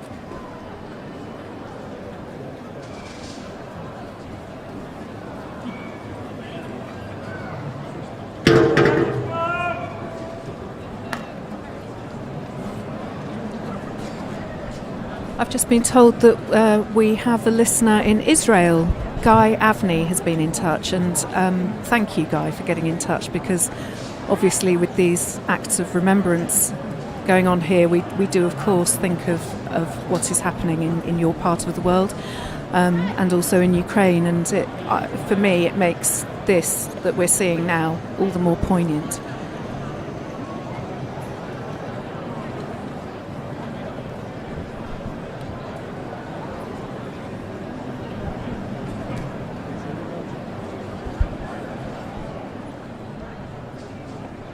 We've also had a little bit more information about Conrad Blady, who we mentioned earlier, who we mention every year.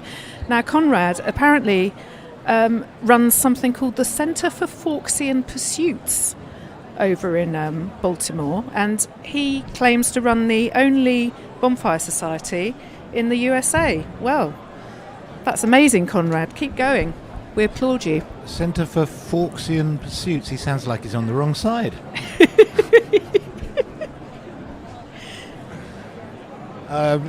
Do tell us more. Well, he's got a whole website. I mean, maybe we could put a link up somewhere or something. Here we go. First of many renditions, I'm sure. Sing along at home, folks. Now is the time for marching, indeed.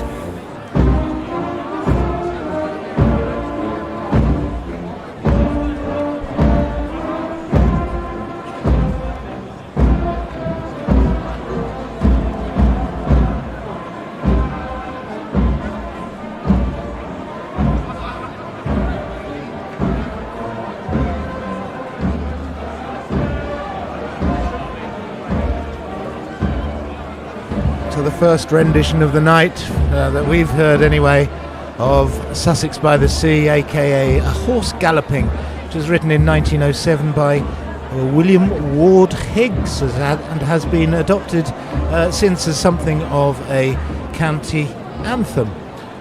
It was the marching song for the Royal Sussex Regiment in World War I, and has been adopted by such different organisations as the Royal Navy Reserve, Sussex Cricket Club, and Brighton and Hove Albion, who changed the words. I remember singing it in the North Stand at the Goldstone Ground, sadly missed. We're going up, going to win the cup for Sussex by the Sea. William Ward Higgs was a Lancastrian, but he lived in Bursted for 5 years.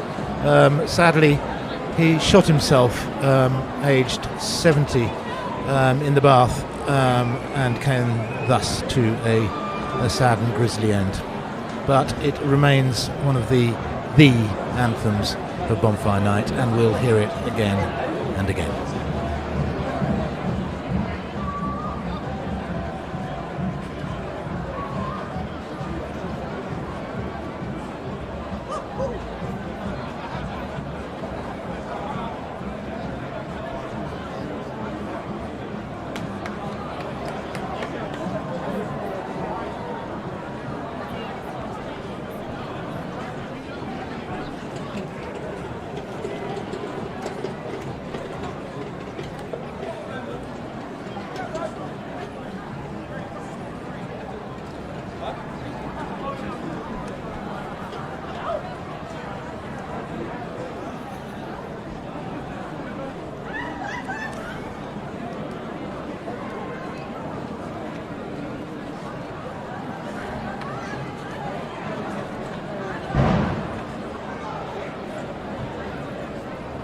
I think I'm correct in saying that Waterloo are waiting in Market Street patiently for their remembrance service.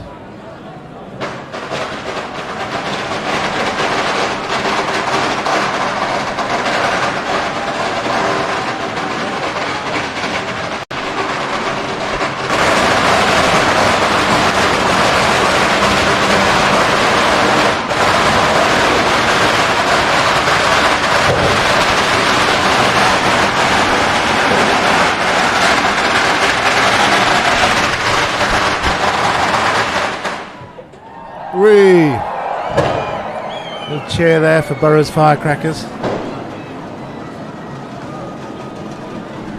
I'm in heaven here. I've just been offered some sausages and onions,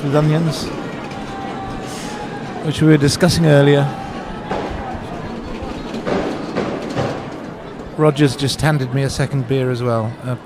Sussex Best this time.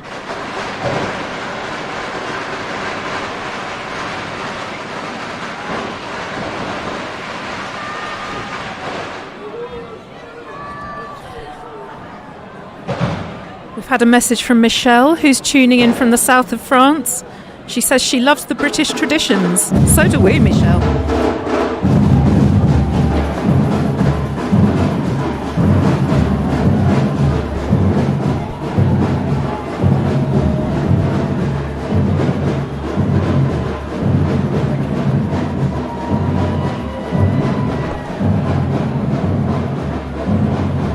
We've had a message from Sue, Steve's mum. She says, please say hello to Steve Pilfold from Mum and Dad.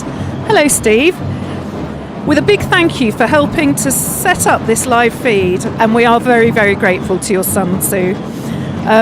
Hello also to Steve's brother Russell and his son Finley, who'll be marching with the Cliff. Well, we'll look out for them.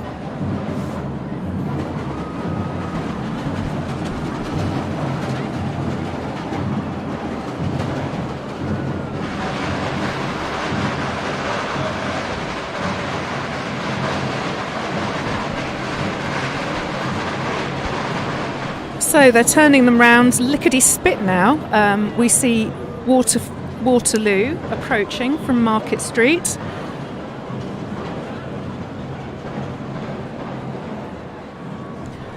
Now, their band was listed in the programme as the band of T.S. Swiftsure, but they look like the familiar pith-helmeted band that they usually have marching with them.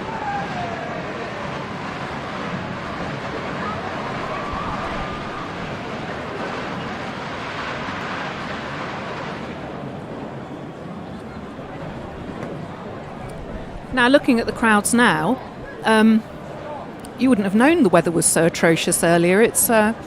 We're business as usual. Lots of people crammed outside the bank, now milling around the road. I'd say the crowds are 4 or 5 deep. It's a mild evening. Turned out nice. Yes, for now. Let's not speak too soon. And so here we have, as I said before, Waterloo waiting patiently for their turn around the War Memorial. Waterloo reformed in 1964, and thus 59 years of this latest incarnation. Their motto, true to each other. Sounds like a marriage vow. First pioneers, a Mongolian Empire. Second pioneers, Greeks and Romans. And third pioneers are the Tudors. They also have a contingent of Victorians, don't they? So, all the costumes for Waterloo. A fourth pioneer, perhaps, but not an official, maybe. We can certainly see some Tudors there. Tudor ladies, very elegant, with their wide skirts. If you were going to wear a bonfire costume, Alex, which would you choose? Buccaneer. Ahar. Definitely, no doubt about it. As I was saying before, I think dressing up as a pirate gives you a license to behave rather mischievously, let's say. Roguishly. Yes. Well, I and in fact Dino, we shared a penchant for the Cliff second pioneers, who are the French revolutionaries. We both rather fancied dressing up as one of them. Maybe we will one year. Is it Liberté? There's a famous painting, isn't it, of a yes. sort of, bare-breasted woman raising her the French tricolour. I don't think it was a bit chilly for the old breast bearing, isn't it, really? Perhaps.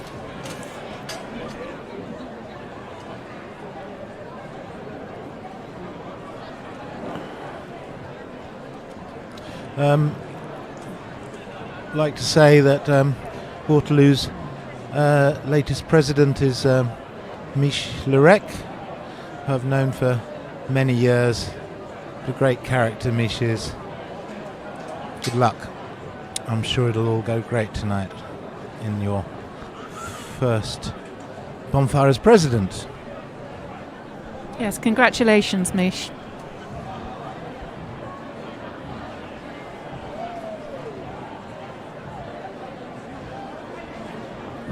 Waterloo, of course, have their fire site in Malling Brooks, otherwise known as the park behind Tesco's. Their HQ is at the Royal Oak on Station Street. And their fire site, of course, along with Commercial Square, is one of the free ones. You don't need advance tickets to go. But if you are planning to head out later, do bear in mind it's going to be very, very wet underfoot indeed. So dress appropriately. Wellies. And sou'westers.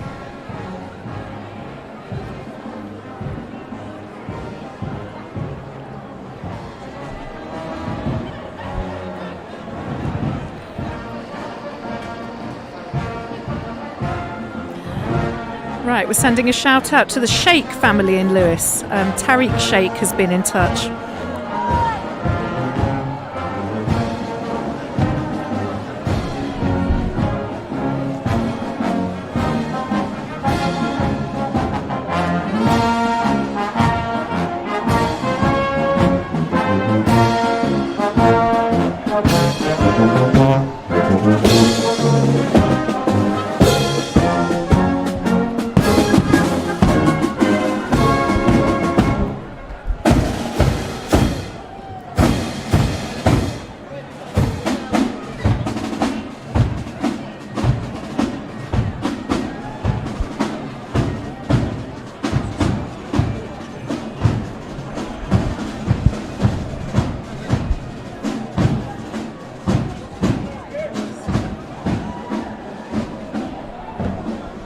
So as we say, we have Waterloo here, just about to perform their act of remembrance at Lewes War Memorial.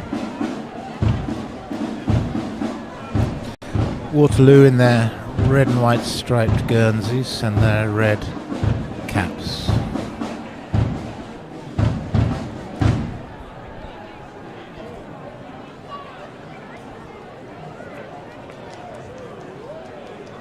Largely representing the mauling area of Lewes.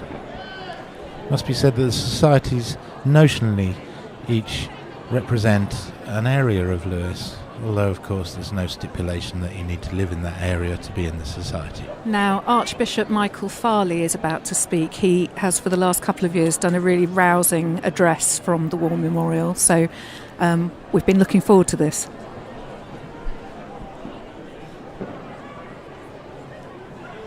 Sorry, he's the Lord Bishop. Waterloo have a Lord Bishop. The other societies have an Archbishop.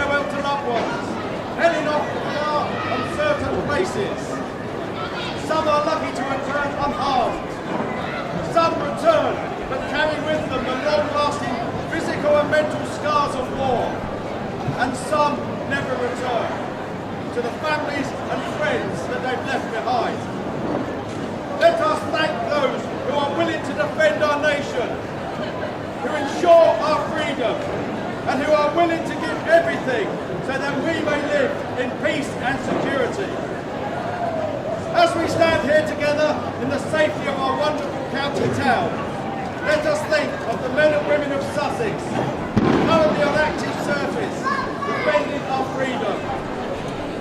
Let us wish them Godspeed and pray that they will soon be back safe and well in glorious Sussex by the sea.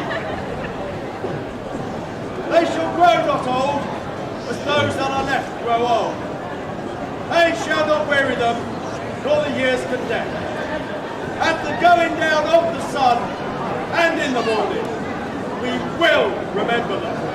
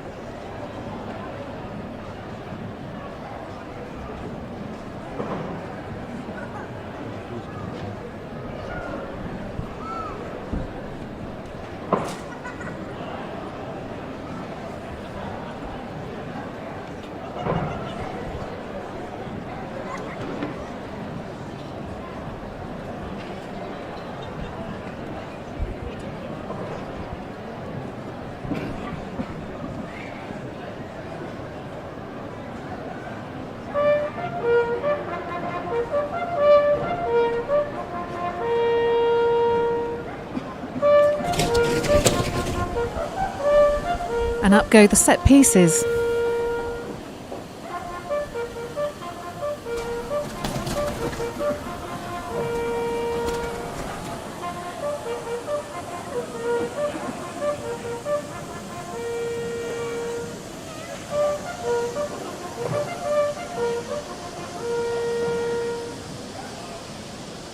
When we go home, tell them of us and say, for your tomorrow, we gain our today.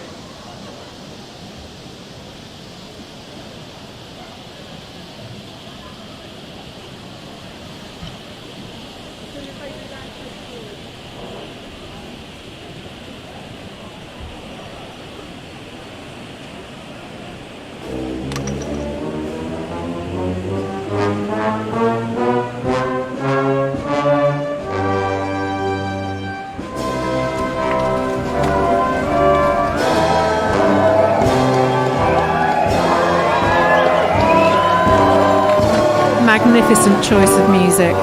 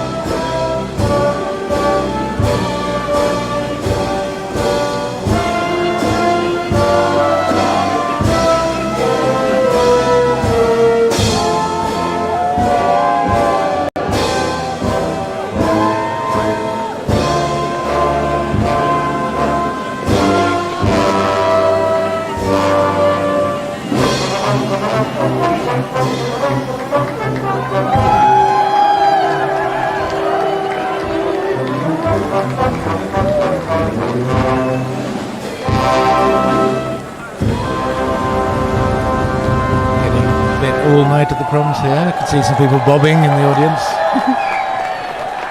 Now, I would like to personally give a shout out to the Waterloo member, the woman who is standing at the west end of the memorial, because she's wearing high heels. Now, these guys walk about 10 miles over tonight, so I absolutely doff my hat to her. It's 10 miles. That's been... how many steps is that, Helen? Oh, good heavens, I don't know. Anyway, it's a good workout as That well was, as anything else, especially if you're carrying a great big poppy or a burning cross. Or Yeah, they are heavy. But yes, the 10 miles came from our rocket colleague, Debbie Matthews, who I think that's what her Fitbit told her she'd done last year or possibly the year before. And that man just extinguishing the torch there was David Quinn, who is my neighbour. He owns Barbican Carpets, the shop downstairs.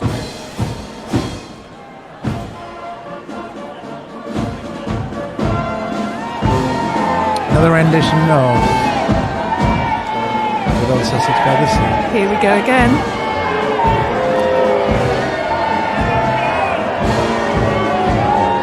Oh, there's some booing. Now, why are they booing? They're I booing. wonder? Oh, you can see why they're booing. The first guy goes through. What shall we do with him? What shall we do with him? Burn him! I think spare him. Go home, Alex.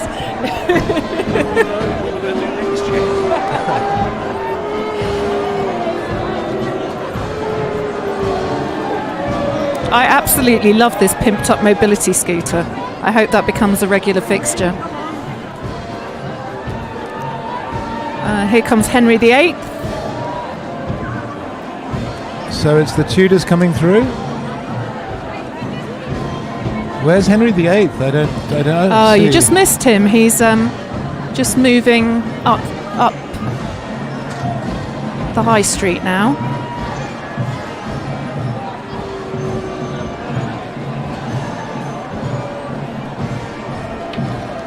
We have Tudors, of course.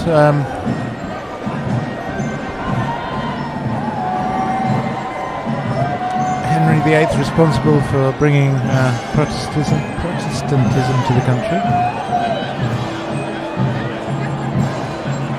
Remarkable lack of Stuarts among the pioneers.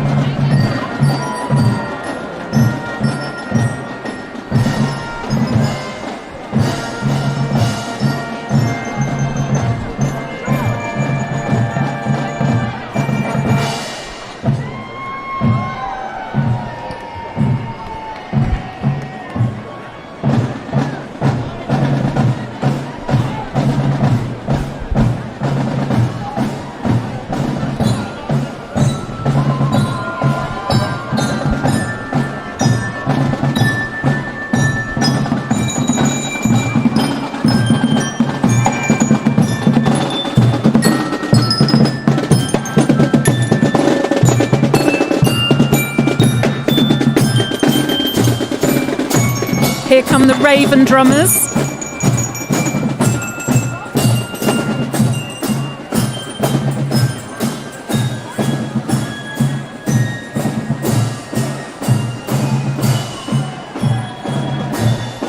Now, Steve Pilfold has just worked out how many steps 10 miles is. Who did? Sheena Eade. How many was it, Steve? 23,767. That's a lot of steps, especially if you're wearing high heels. That's a lot of steps. That's remarkable. We'll have to send some more tests out to our audience out there in the world.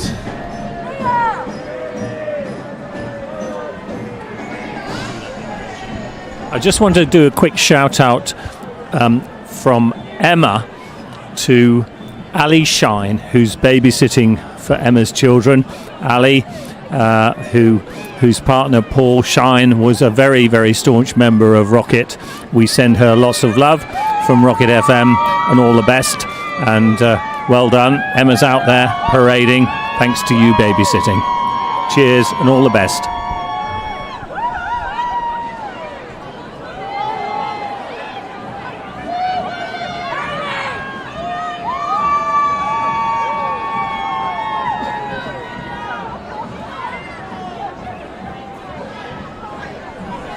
So earlier on we were talking about all the different elements that make up Bonfire Night, you know, not just Guy Fawkes, not just the Protestant Martyrs.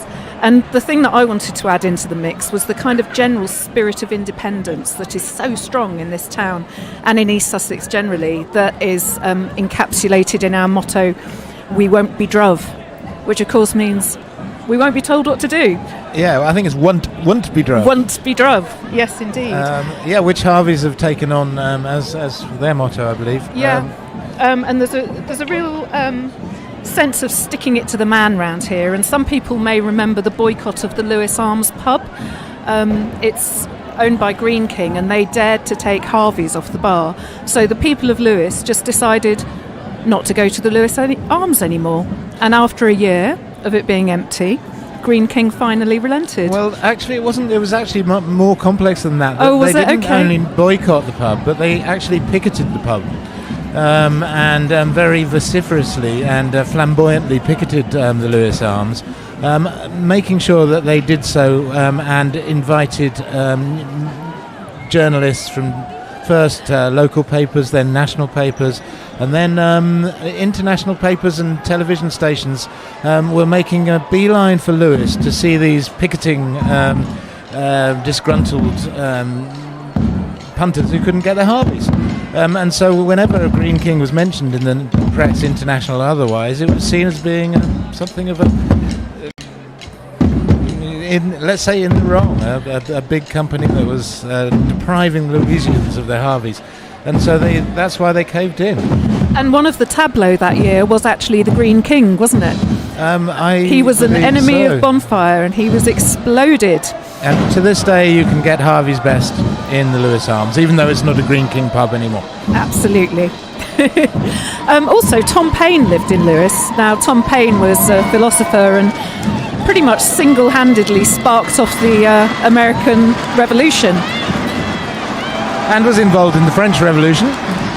He'd have Indeed. loved Bonfire Night. Nearly got guillotined in the French Revolution, didn't he? He just happened to be in the... He certainly did. And it's worth saying that the Sussex Archaeological Society, otherwise known as Sussex Past, which runs the castle, and Bull House, where Tom Paine lived for the 7 years that he lived in Lewes, or much of the 7 years, have now opened Bull House to the public. So you can now go into Bull House and have a look around and follow in the footsteps of Lewis's great revolutionary. Absolutely. There's also a fantastic graphic novel called Pain that can be bought in the Castle Shop and the Lewes Tourist Information Centre, which I highly recommend. The artist spent his whole lockdown just studying Tom Paine, and it's full of really interesting and little known snippets about Tom Paine. I love it when you get graphic novel style history because it makes it so much easier to learn, doesn't it? You pick it up. You don't have to go through dense wodges of text. It really is. It's it's very easy to absorb, but it's so beautifully done. I can't recommend it enough. It's by an artist and writer whose pen name is Polyp, Polyp. But don't go to Amazon. Come to Lewes Tourist Information Centre or Lewes Castle Shop. Thank you very much.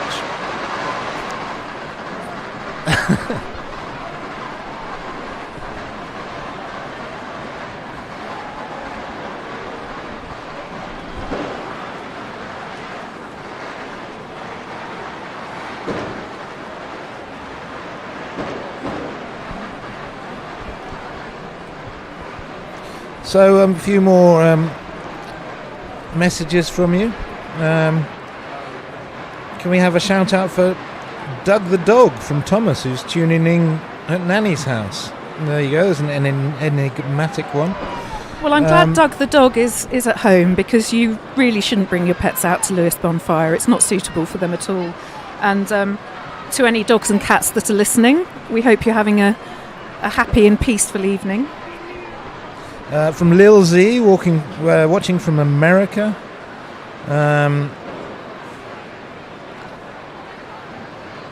From Stephen Johnson, who can't wait for the fireworks later tonight.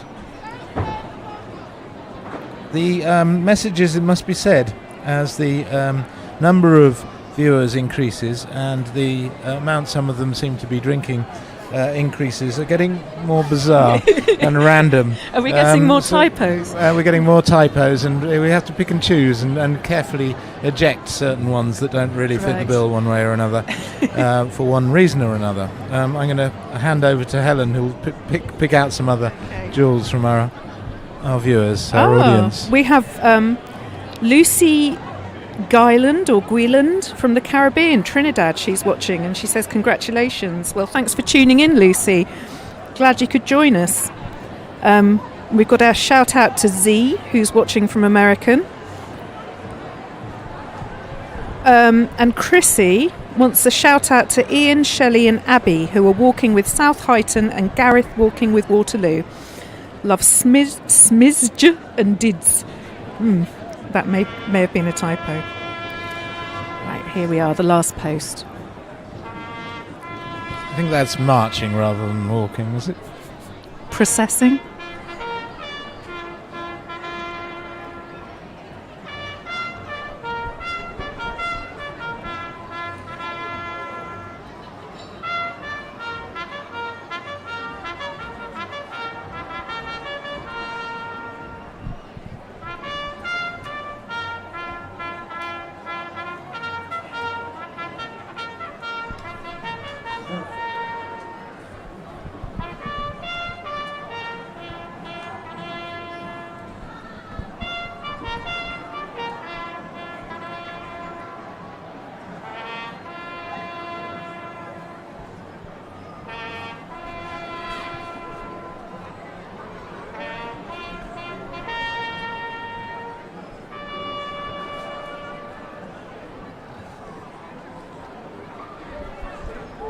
This, of course, is South Street's Act of Remembrance here at the War Memorial.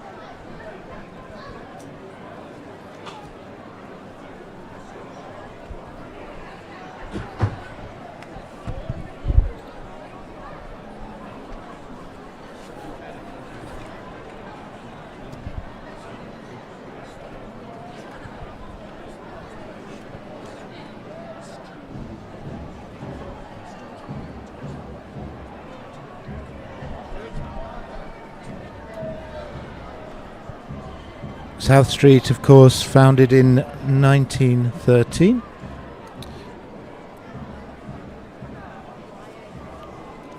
President is Diddy Barlow, who I had the pleasure of interviewing for Rocket FM in the My Lewes section, the Desert Islandist Styles section.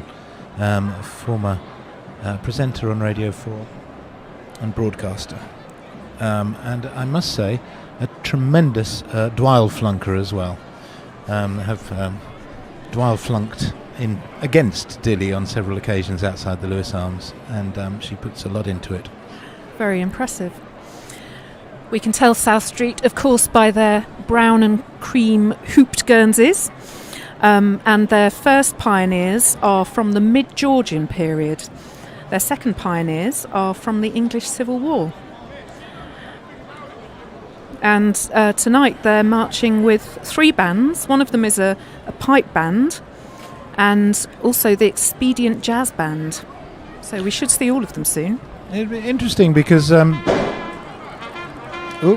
make that point later because we're having the reveal.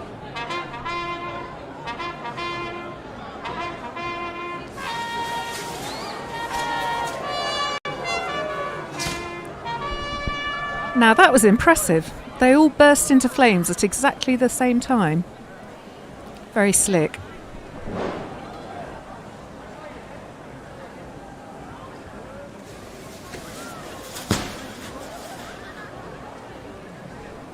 So, mentioning the Civil War pioneers, it's noticeable that most of them are roundheads rather than cavaliers, for natural reasons. But Oliver Cromwell actually banned all bonfire, all celebrations like Bonfire Night. So I don't think Oliver Cromwell would have been a big fan of Bonfire. He was a real fun sponge, wasn't he?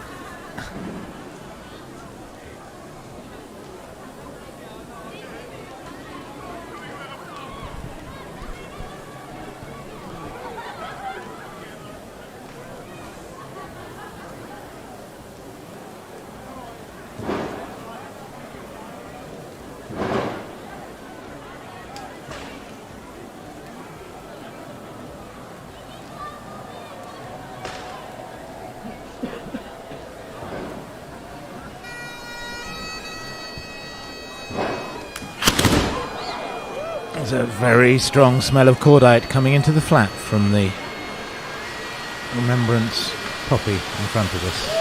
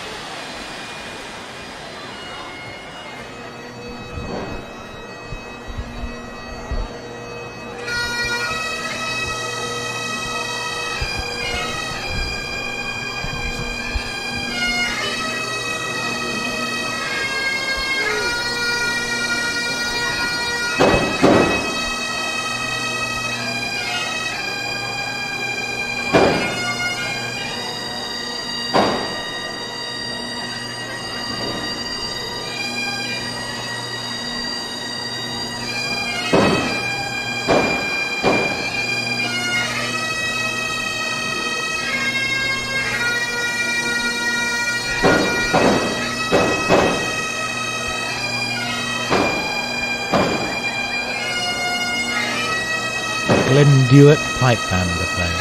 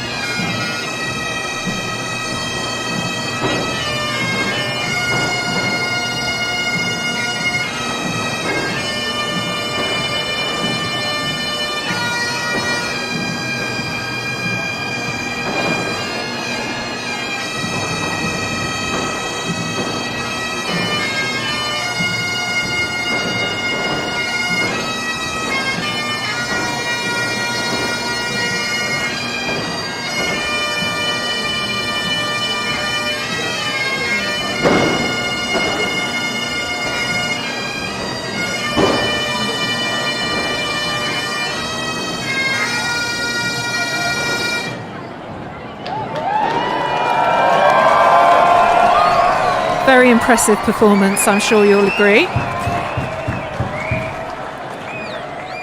From South Street. Now, we've just had a message from... Oh! I shall wait for the noise to abate.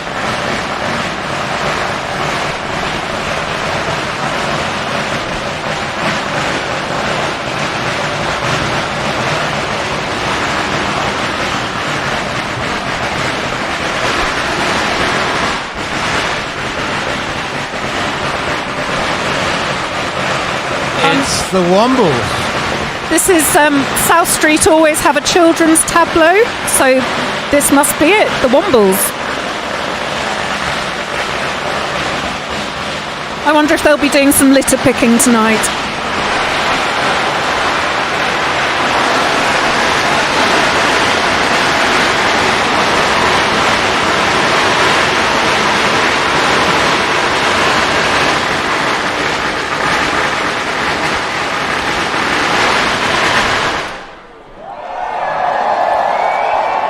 Tremendous, another beer has come, a tremendous firecracker session there, Yes, preceded by the Wombles.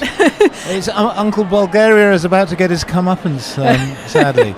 Sadly, yeah, I don't think he deserves it. Yes, I'm afraid that round of firecrackers was just too far down the road for us to catch. To the right of our screens, I'm afraid, but I'm sure we'll be seeing and hearing more. We can still smell it, though. Yes, and smelling it as well. Yes, now we've had a message from somebody called Bold Old Bear. Now that conjures quite an image. And he says, I thought Thomas Paine lived in Thetford, Suffolk, where his pub and statue is. Well, Bold Old Bear, yes, he was born there, and he worked as a corset maker with his father. But he actually came to Lewes later on, and he lived here for, I think, about 10 years in the High Street. He was an excise man at the time, and he lodged at Bull House, and he ended up marrying his landlord's daughter, Elizabeth. In fact, Helen, I'll correct you there, it was 7 years. Oh dear. but it was a very important 7 years in his career, because it was the period in which he really formed his political ideas, and they were formed partially by his being a member of the Headstrong Club, which was a debating club in the White Hart, and he used to win the debating competition every time it took place.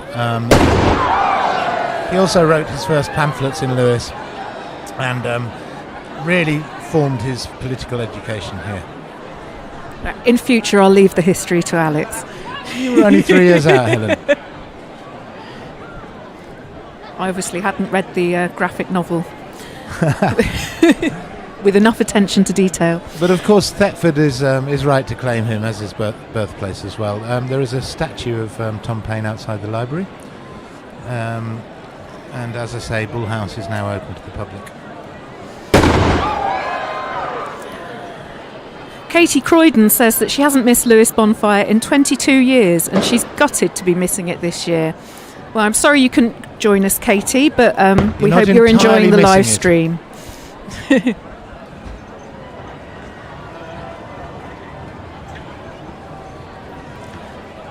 Apparently we were too busy talking that we missed 3 cheers for Rocket FM. How about that? Hip hip. Hooray!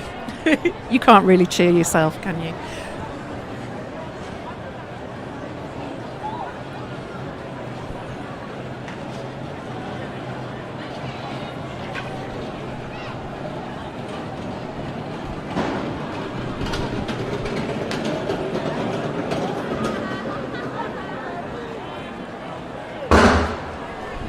Terry Russell is watching from Argyll.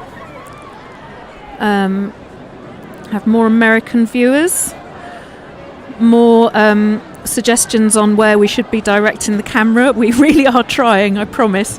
We're getting a lot of messages. Joanna Edgar asks for a shout out to Stephen Jupp for his birthday. He's with the dogs and cats at home too. Best place to be, Stephen, if you've got pets. And Amber Ruelas is giving a shout out to all the pets that are listening.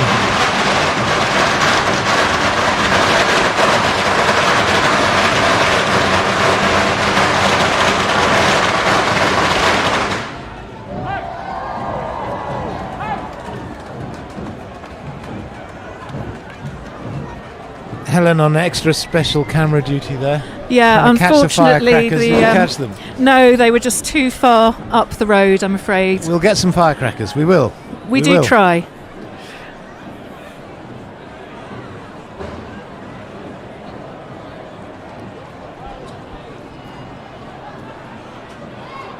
A different angle for you now, looking down School Hill.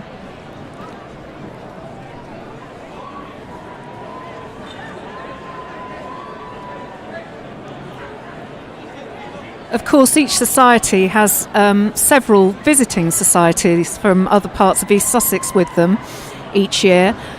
We have got a handy little spotter's guide, but well, the first problem is the writing is so small on it, it's difficult to work out who's who. But also in this light, you can't always see the colour of the Guernseys. So we'll have a guess where we can. An educated guess. Yes.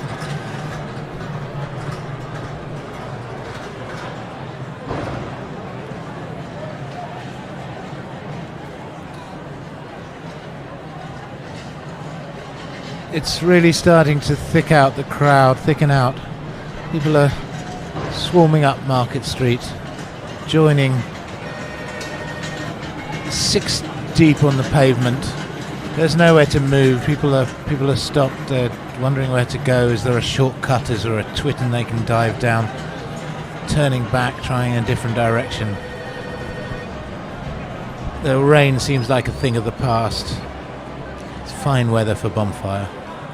I think on Bonfire night you just have to accept that it's going to take ages to get anywhere, and the best laid plans may have to be changed. If you're stuck on the wrong side of School Hill, you're in trouble.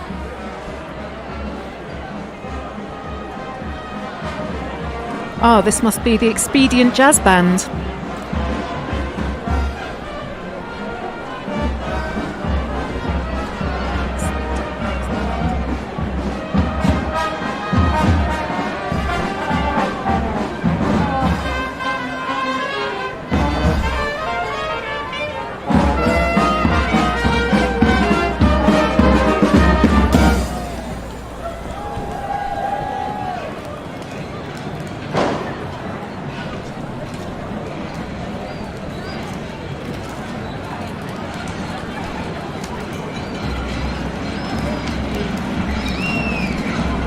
Right, Victoria Ellen has asked for a shout out to Elliot and Sienna, who are watching from Eastbourne. Hi Elliot and Sienna. Linda Beagley is watching from Wiltshire. Navy Steve says, no way is this live, it's not raining. You're right, Navy Steve, it's not at the moment.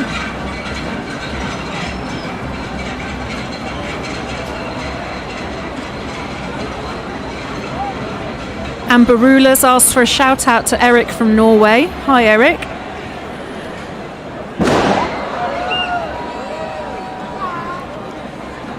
Tweeja Linehan, again apologies if I'm not getting your name quite right, says hi from Hove. Now they have visitors from Sweden who are loving the show. They're called Annika and Gunnar. Well, hi Annika and Gunnar, it's great to have you with us. Yapik is watching from Fiji. That's pretty far flung. Well, Yapik, I must say I enjoyed watching your Fijian rugby players play in the World Cup. It was a joy to behold. I hope you're enjoying this as much as you enjoyed their performances in France. Hello. You're getting lots of waves from jaunty members of the societies. Now Ingeborg Thorpe is watching from Norway, and she says thank you so much. I've just seen my husband and daughter at the War Memorial. That's lovely. Oh, that's lovely. Really glad to have brought that to you, Ingeborg. Gosh, there's quite a strong Scandinavian contingent here. Yeah, Ian Muir watching from Helsinki. Shout out to sister and husband who live in Church Twitten, not very far from here.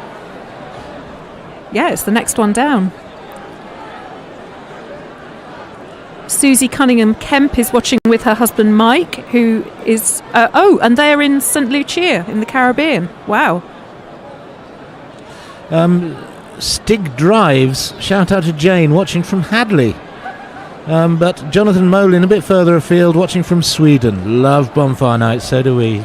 Johan. Another Scandinavian. Maybe it's the Vikings. Maybe they've all tuned in to see the Vikings. Have you got over your horror of Vikings, by the way? Helen was earlier telling us of her first experience of the Cliff Vikings, which stopped her going to Bonfire Night for at least 2 years. I was very little. I was 6 or 7 at the time, and I thought they were real. I mean, I thought they were going to eat me or something. They are real. Yes, I have got over. I still think they are kind of fearsome, though. Well, in fact, they call them the fearsome Vikings, don't they? They're incredibly impressive and a huge icon of our bonfire celebrations. There's a bit of crowd control going on from a Victorian soldier. The crowds are spilling out into the road a little. This is always the danger, that there's not enough room for the processions to go past. This is why people are discouraged from coming from far and wide to Bonfire Night in Lewes. So we've had 5 bonfire societies perform their acts of remembrance up here at the War Memorial. So that just leaves 1. And when they arrive, this is where we pay a tribute to former presenter. Cliff. You're a bit premature, Alex. They haven't arrived yet. Rupert Lloyd-Thomas, who did the Rocket FM Bonfire Night coverage for years. So we like to honour him at this point. So just to say, if you've just joined us, welcome to the Rocket FM Bonfire 2023 live stream from Lewes War Memorial. It's 7:28 here in Lewes, and the rain has cleared up, and it's all business as usual. The crowds have turned out, the societies have turned out, the bands have been fantastic, and we've still got so much to look forward to.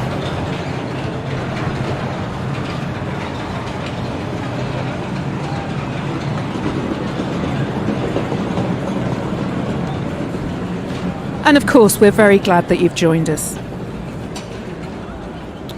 So Cliff, who are contentiously not part of the Grand Union procession, and you can probably see the back of a Viking there with a no popery banner. Cliff still march under the motto no popery. They haven't, I believe, got anything against the current Pope, Pope Francis. Actually, the Pope who is burnt and blown up every year is Pope Paul V. Pope Paul V was the Pope, the incumbent Pope, during the when the Gunpowder Plot took place in 1605. Apparently he was a very peaceable Pope, and not a nasty sort of fella at all, but he has been blamed for the Gunpowder Plot, and he is burnt every year by Cliff. It seems a little unfair on the poor chap. A Pope who really did start the whole bonfire thing off was Pope Pius IX, who in 1850 proposed or instigated the Universalis Ecclesiae, the restoration of the Catholic hierarchy in Britain or in England, which really annoyed a lot of people and really heightened anti-Catholic fervour in this country, and really was one of the spurs to the bonfire societies forming. As I say, Cliff still march under the no popery banner. Again, very impressive historical knowledge, Alex. Very impressive historical knowledge. Cliff's motto, of course, is Nulli Secundis, second to none. And I have a bit more on Nulli Secundus, actually. if I can find it. Yeah, it's also the motto of the Coldstream Guards and the British Triumph Owners Motorcycle Club. Who knew?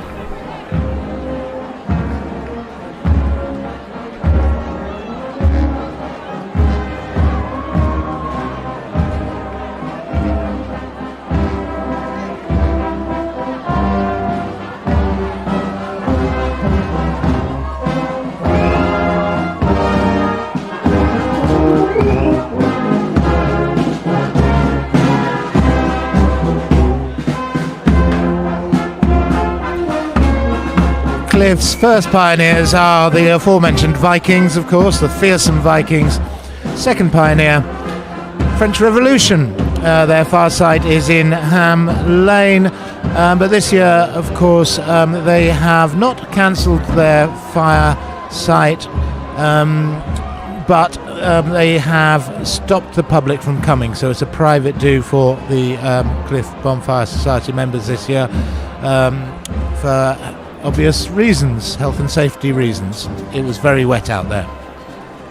It's particularly boggy down there close to the river as well.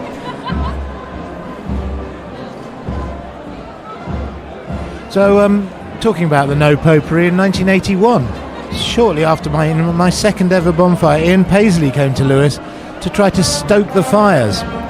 In 1982, he was burnt in effigy as enemy of bonfire. Bad move, Mr. Paisley.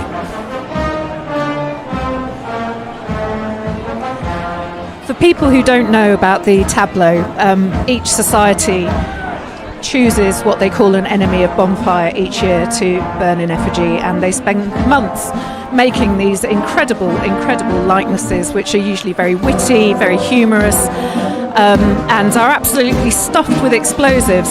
So as they wheel them through the streets, accompanied by loads of flaming torches, one again asks what could possibly go wrong. But an important thing about the Tableau is that they are kept absolutely top secret until the night, so there is much speculation in Lewes in the run-up to the 5th of November about who is going to be burnt. So we're really excited to see some of those Tableaux later on. We're waiting, there's a Hitchcockian suspense about it. We're waiting with bated breath to see whose tableau represents what, or who. Of course, we don't get to see all of them from our studio because Cliff are not part of the United Grand Procession, as Alex said. And also, unfortunately, Southover peel off with theirs at Station Street, so they don't quite make it down here. The president of Cliff is coming into camera, is Jim Hetherington. And Jim is, of course, one of the world experts on the history of bonfire, has written several books, well worth reading if you want to gen up on all things bonfire. Or you could just go for a pint with Alex and he'll tell you all about it. The sad thing about cramming knowledge in is that it doesn't necessarily last in your head for very long. I'll be sending you a follow-up questionnaire next week. And so Jim Hetherington will be laying the wreath, I believe. And the rain has started again. Just in time for Cliff. And that seems almost quite timely because there is always an element of drama and theatre about Cliff's occupation, I suppose you could say, as the War Memorial at this point in the evening. So it somehow seems fitting, but I hope it doesn't dampen proceedings or stop them lighting anything that wants to be lit. And we can see the Cliff Fire Brigade there, which is rather ironic because the flames don't stand much of a chance of thriving in the current deluge of rain.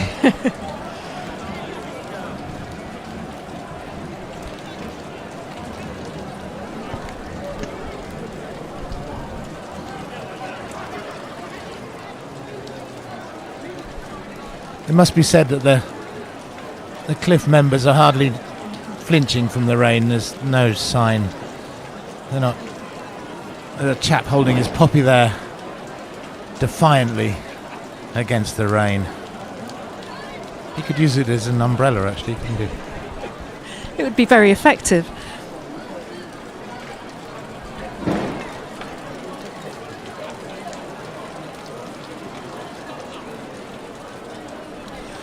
It's worth pointing out that Cliff Carry, what you can see there is an obelisk, a white monument,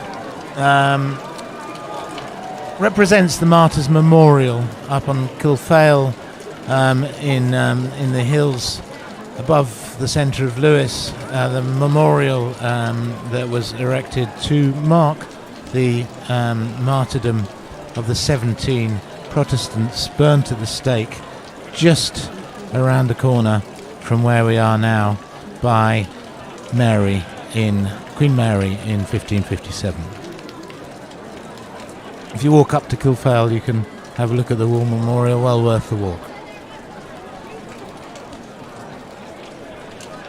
Quite a steep hill though, isn't it? One of the steepest. But it is an absolutely excellent place to see all the firework displays later. You can see every one of the 6 from a vantage point at the top of Chapel Hill. Jim Hetherington has just laid the wreath.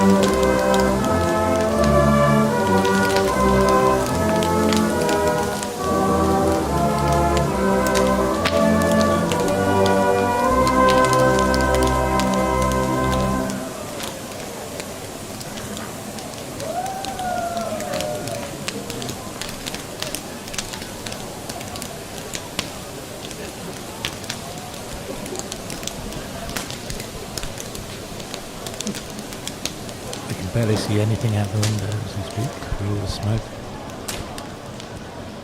And the flat is filled with that lovely smell of cordwood.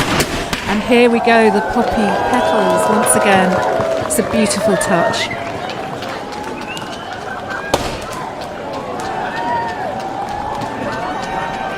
Being carried far and wide by the wind.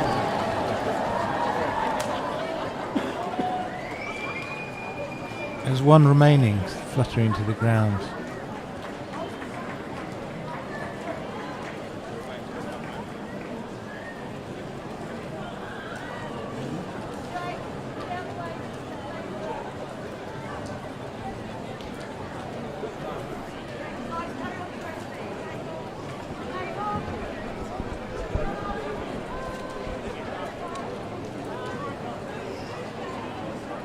A ring of poppies around the war memorial.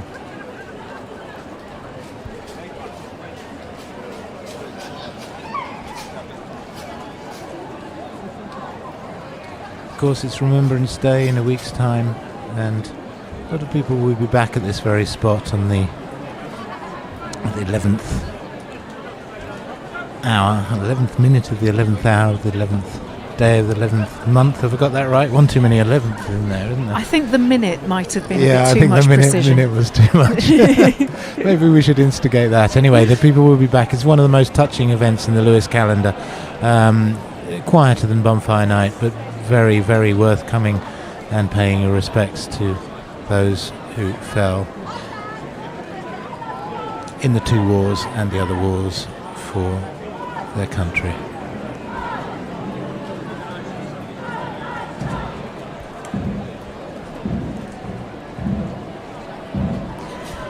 Cliff are, of course, a very big bonfire society, one of the largest.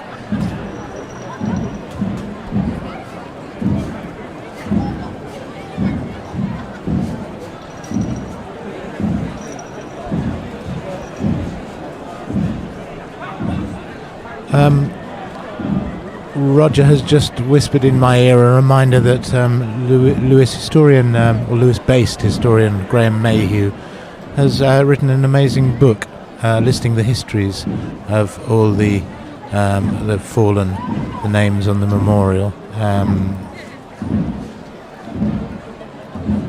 Something I didn't know. Very fitting, as we can now see those names so clearly again after the fantastic renovation of the war memorial that was instigated by the town council and has taken place over the last few months, which I've been watching with interest from my sitting room windows. It's so poignant when you see the same surname more than once. Yes, there were families who lost, I think, 4 sons.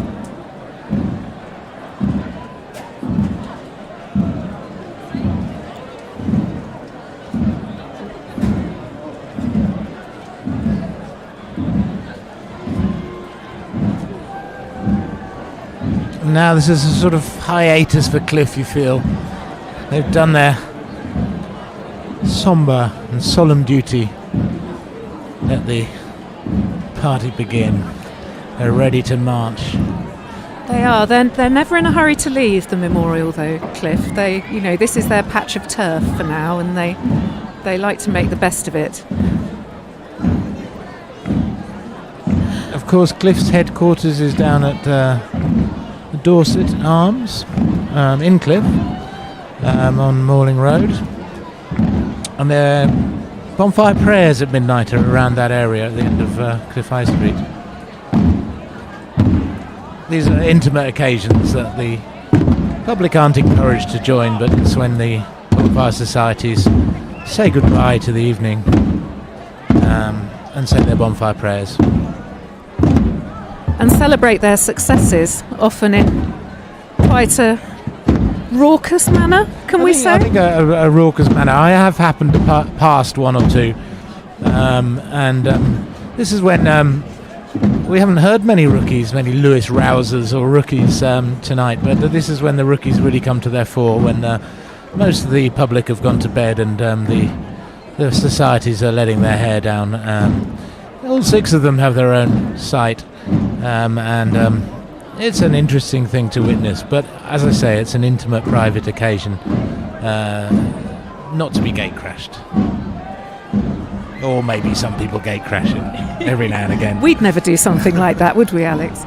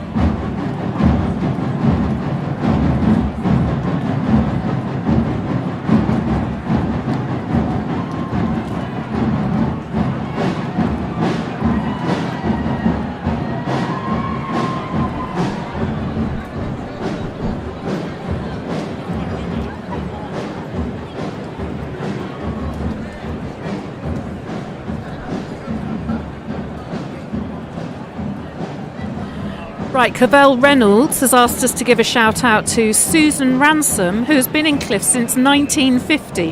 That's 73 years service. Amazing, Susan. Well done. We'd also like to do a shout out to Stephen Beasley, as it's his 22nd birthday today. The whole family, 15 of them, are all watching the broadcast together. Well, we're honoured that you're watching us on your birthday, Stephen. Thank you very much, and it's great to have you with us. John Henty says, well done team, Mirador TV salutes you. Well, thank you, that is an accolade. Viva Lewes, he says, and he was of course involved in Alex's Marvellous magazine. Nathan Lee asks us to big up Chloe Lee, who is in Commercial Square tonight. Ellen Hyam says, hi to all at Rocket FM. Thank you, Ellen. She says, thanks so much for the great commentary and history lessons. She's watching from home in Lewes tonight and wishing we were there. I've only ever missed 2 bonfire nights and I'm 53. Wow, that is quite a track record, Ellen. Well done. I think now is also a good time to give a shout out to the District Council's Waste and Recycling team, who start work in the wee small hours, I think 1 or 2 o'clock in the morning, and they work through the night to clear all the detritus that's been left on the streets, the bits of spent torch, the bits of red paper, and the general waste that's generated by so many visitors to the town. And then they're treated to a fabulous slap-up cooked breakfast at the town hall, courtesy of the town council. But honestly, I look out of the window the morning after bonfire night and you would not know that anything had happened here. It's incredible, the job that they do. They work so hard and they deserve a huge round of applause. There's still a slight whiff of bonfire about the place, though, isn't there, the morning after? There is. There's a sort of New Year's Day atmosphere, isn't there? You know, everybody's kind of got a bit of a hangover.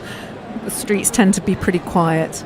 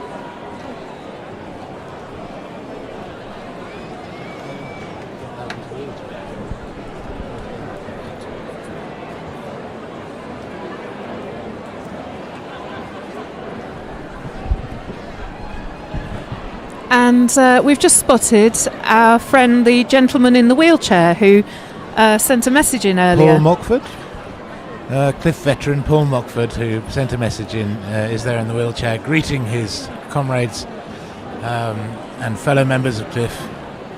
Lovely sight. And looking resplendent in his uniform, I should say, as well.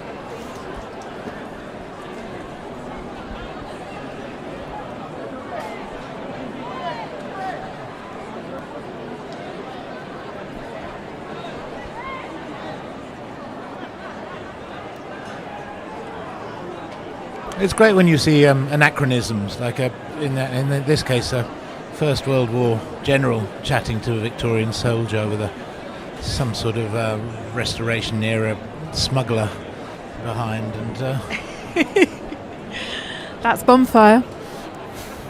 that's Bonfire. Yes, I noticed John Bull was smoking a cigarette earlier as well. I quite like that. I quite like the nonchalance of it.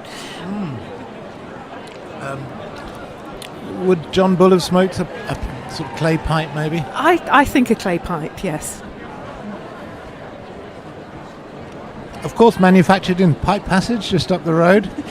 That was a pipe factory, a clay pipe factory. And site of your former office, I believe, There you Alex. go. Yes.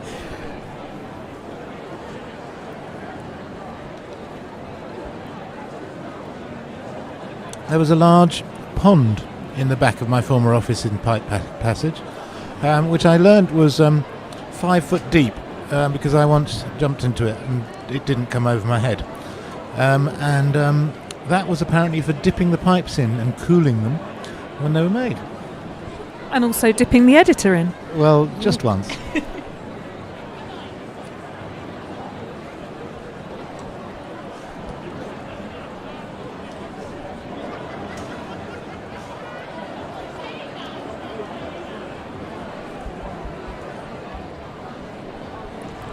Helen kindly collected up a number of the back issues of Viva Lewes magazine, and those of you who lived in Lewes or have lived in Lewes recently will no doubt have had it through their doors over the years. But we always made a special effort with a cover, and particularly on Bonfire Night with a cover, and we've had some great Bonfire covers over the years.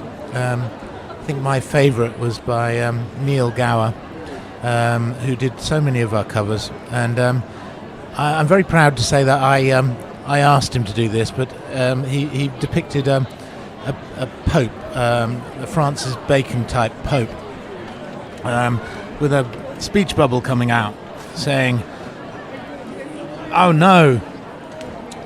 In fact, it wasn't "no," but it was an expletive spelt out by exclamation marks and skulls and things. It's November again. So we did have a lot of different covers. We had one with Sabutio men, 6 Sabutio men, each carefully painted with the colours of the Bonfire Society that they represented, the 6 that marched on the night. They were painted by toymaker Peter Cole, who has a toy-making studio underneath Jonathan Swan, or at least a desk underneath Jonathan Swan in the High Street.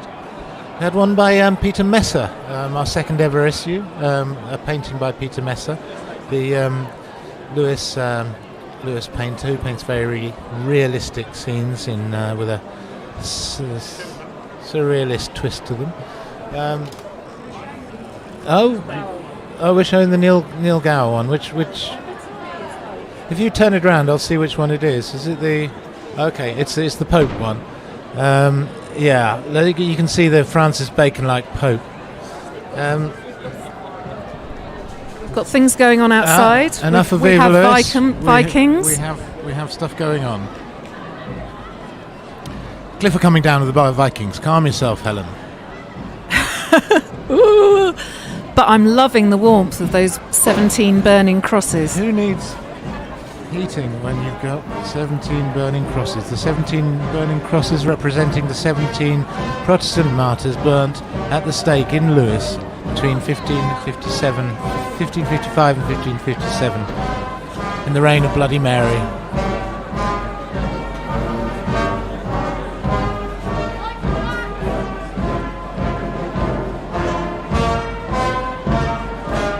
junior Vikings below, trainee Vikings.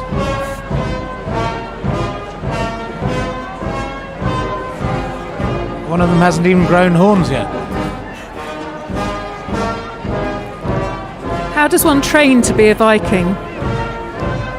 It's a bit of part-time pillaging. I think so, yeah, just you're eased into it.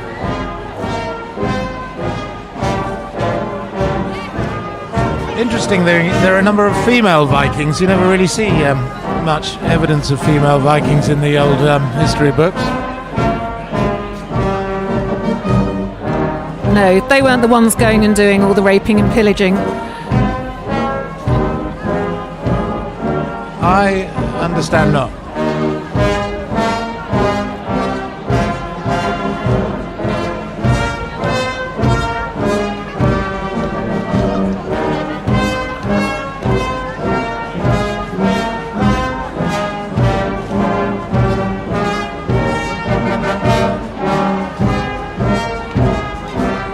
One place the Vikings did colonise, of course, was the north of France, and notably much of Normandy, and indirectly came here with William the Conqueror. That he would have been of Viking stock, and I believe, anyway, the Normans were so named because they were from the north.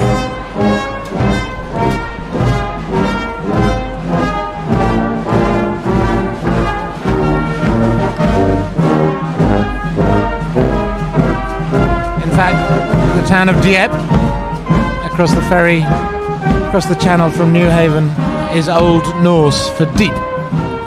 There you go. I did not know that, Alex. Not strictly relevant. But interesting.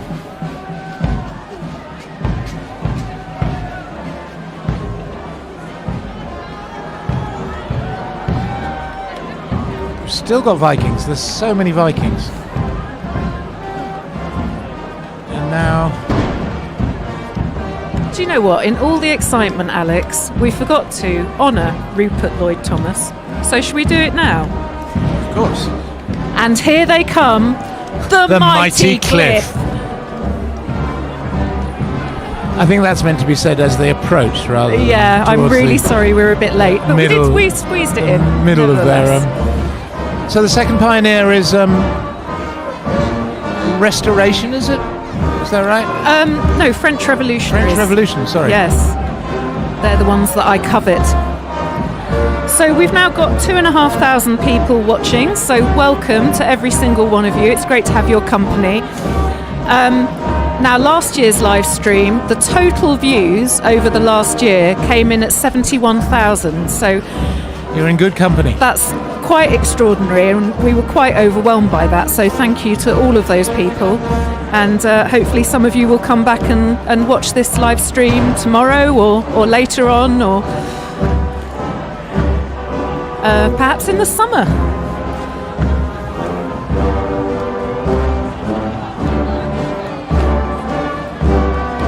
The Uckfield Concert Brass Band are going past now.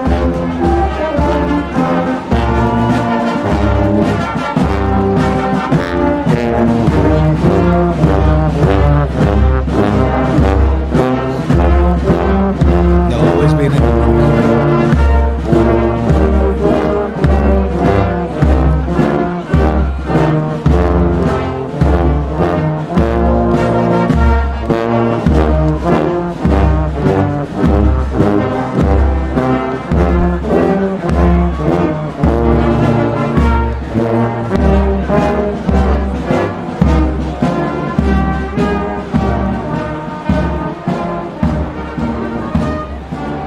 Three banners: the Gunpowder Plot, Glorious Revolution, and the Lewes Martyrs. Now, similar to the lady in high heels, I thoroughly admire the people that carry these banners around all night. They're heavy. And again, they're walking miles and miles and miles carrying these things in holsters. Hats off to them. There are, I presume, no high heel wearers who carry banners as well. There might be. We'll have to keep your eyes peeled, Helen. It's a pretty crazy night.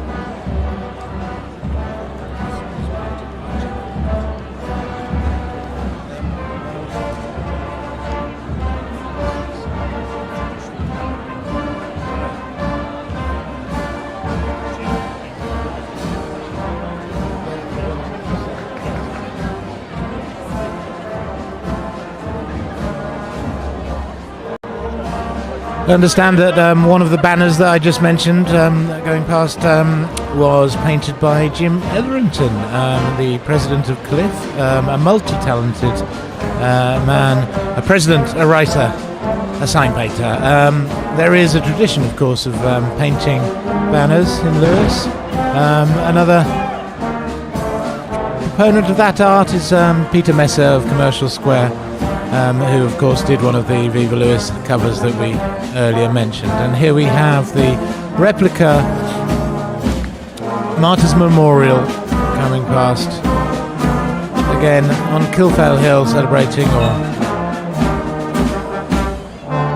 the 17 martyrs martyred by Bloody Mary in 1555 to 57.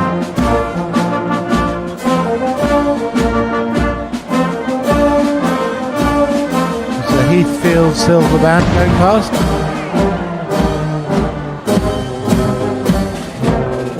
The rookies add extra percussion, of course, to the sound.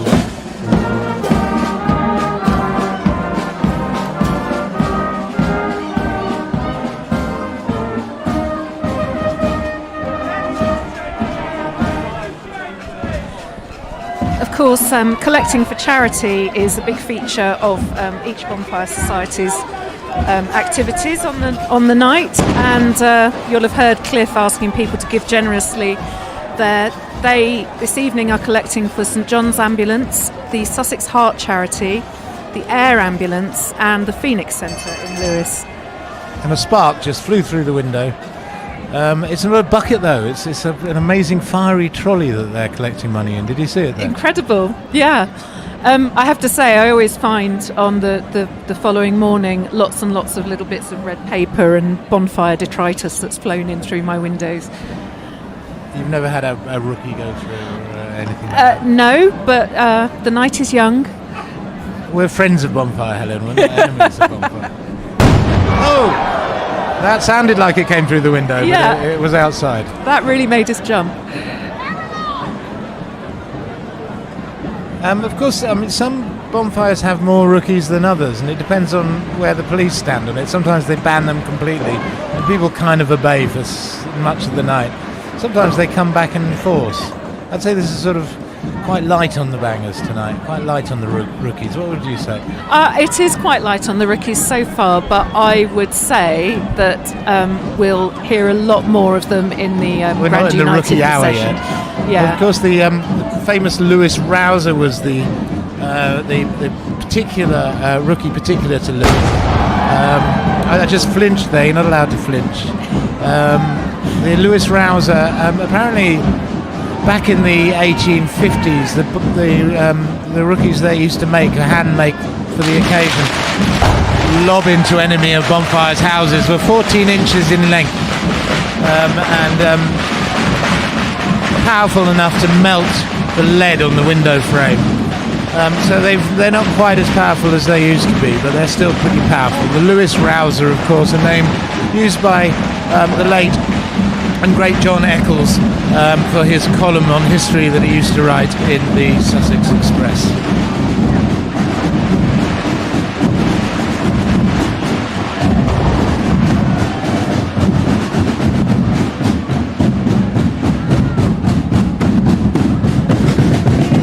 I think this is the Cliff's own mighty tub thumpers, these guys are called.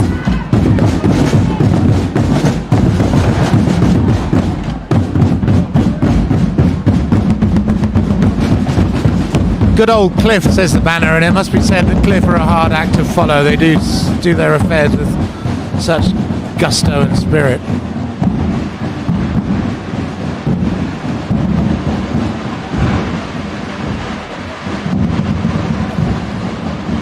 In their black and white Guernseys and white trousers, like most of the smugglers wear. I've always wondered why white trousers. It seems illogical to me. It's an impractical choice for sure, isn't it?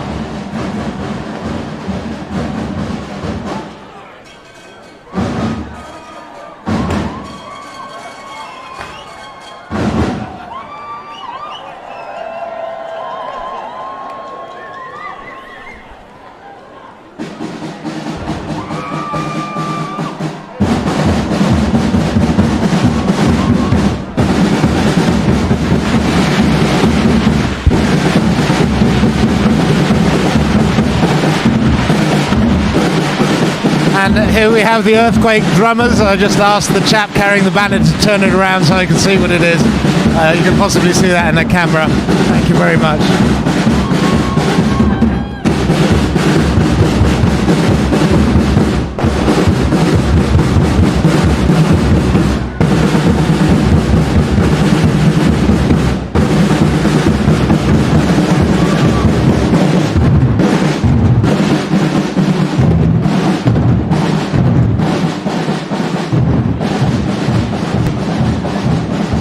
Oh, here comes Seaford. Seaford Bonfire Society. Or Seaford, I should say. There are 25 to 30 guest societies who march with the Lewes societies every year.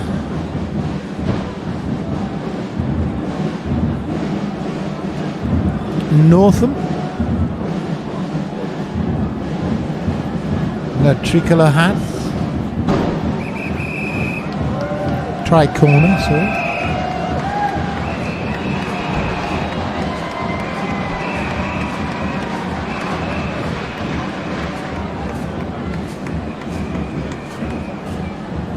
And that, I believe, is the end of Cliff, is it? Well, not entirely, but the end of their stint, in our view. There'll never be an end to Cliff. Never.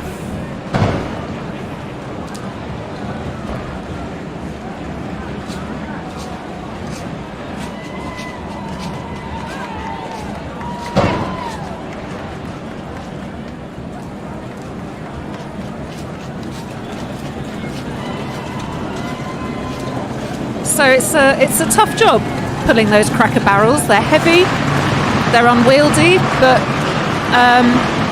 they keep you very warm, I'm told.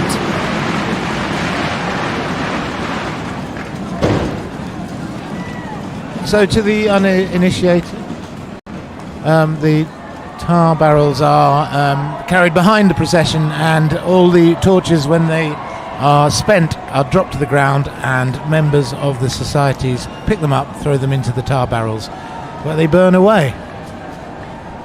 You were talking... Sorry, Steve here. You were talking just now about the problems of bits of red paper. Yes. 9 years ago at Badge Night, I had this problem that the viewers can now see. My tankard, which had just been nicely filled up with a pint of something, red paper straight in the top of it. So did you drink it anyway? Obviously. Did it add to the taste or detract? I think everything has that sort of like black powder taste to it anyway. It's just a general sort of taste of burning and everything, so it doesn't really make much difference.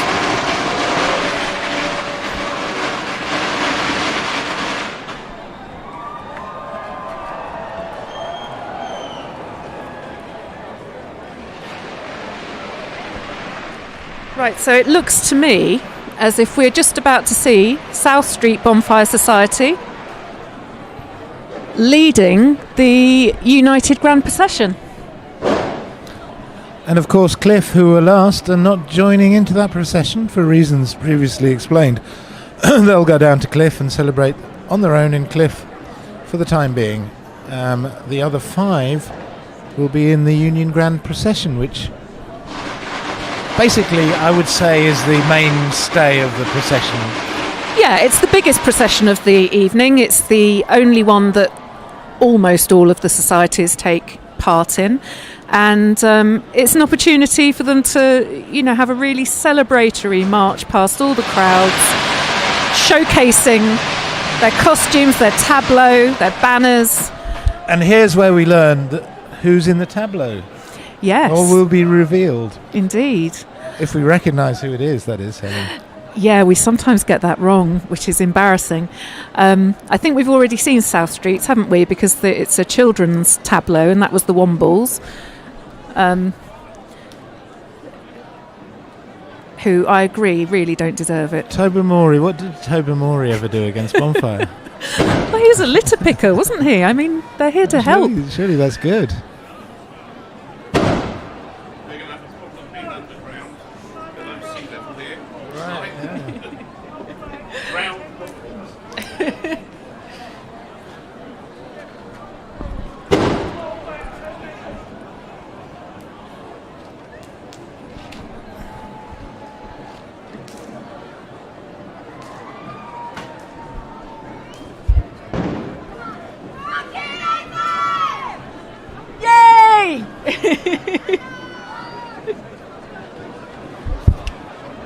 We're being waved at by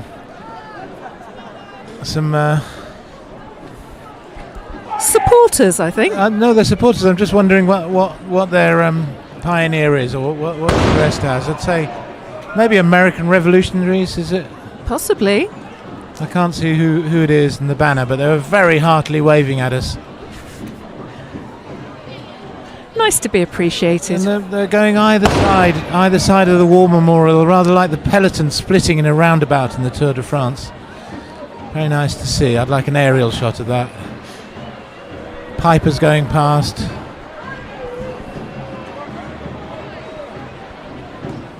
And here they come, the poor old Wombles.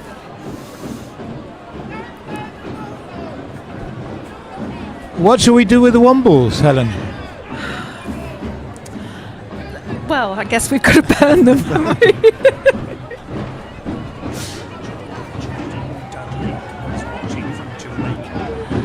Oh, and a shout out to Jordan Dudley, who's watching from Jamaica. Hi, Jordan.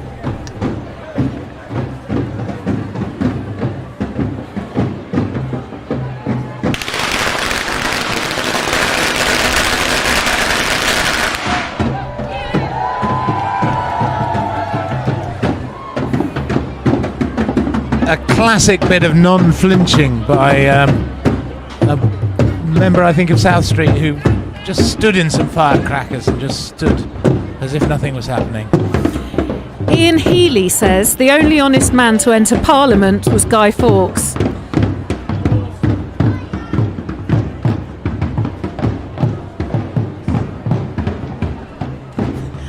Oh, we've just seen a horse.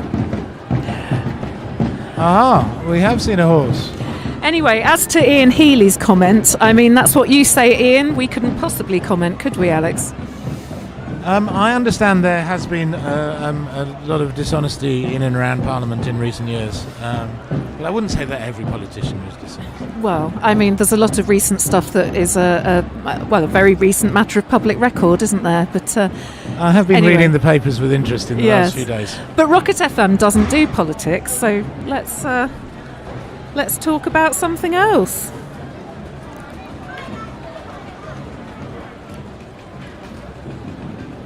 So just to confirm, this isn't the Union Grand Procession, this is South Street moving, or is it? What do you think? Well, South Street has the earliest firesite display, so it could be them just making their way back to the firesite, but I suspect that they are actually at the head of the United They're Grand at the Procession. head of the procession, okay.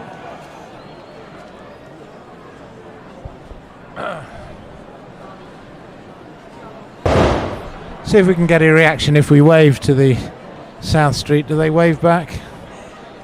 No. They're ignoring you. They're studiously ignoring. They're too cool to wave.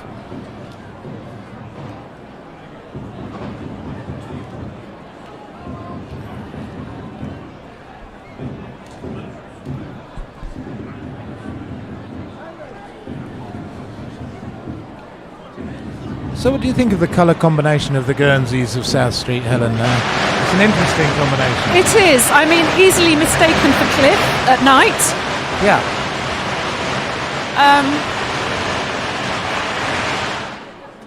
Yeah, not the most colourful, but it has its own aesthetic beauty, I suppose. If you were to have a Bit of desert cream and island brown. Guernsey sweater, which colour combination would you choose? It would be the classic black and white for me. the Cliff one. Yeah. Ah. How about you? I think it would be the red and black, actually, because of the associations with Dennis the Menace and Lewes Football Club. Good answer. And Roger the Dodger.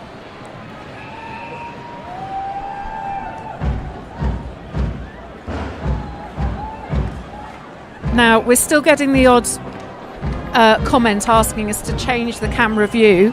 We are trying to change it to get the best view for you. I can see we've got a bit of gutter cam again, so let's...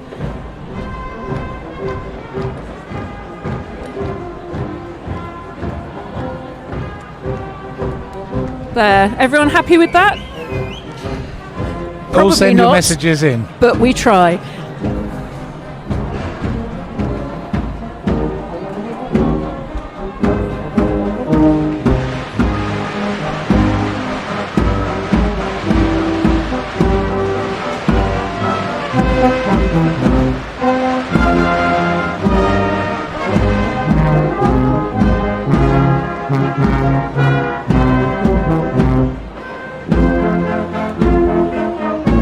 Those tubers must be particularly difficult in the rain, when the rain is as heavy as it has been tonight.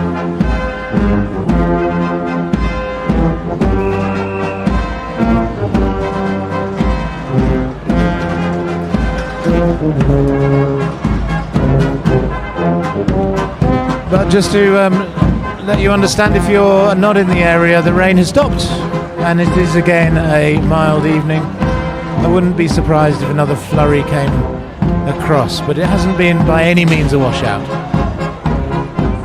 We've just had some intel that Commercial Square Bonfire Society are forming up outside the Black Horse as we speak, so they're about half a mile up the road, so I think we can be confident this is the Grand United Procession now, and we'll be seeing 5 of the societies passing through. As well as their guest societies with them. Indeed.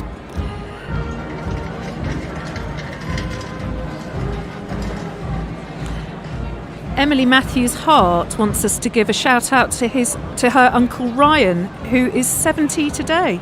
Hi Uncle Ryan, happy birthday.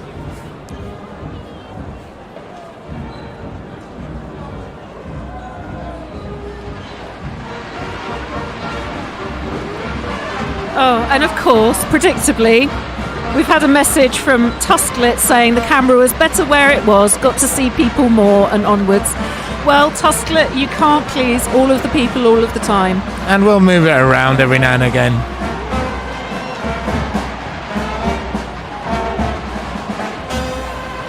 I see a Charlie Chaplin down below me.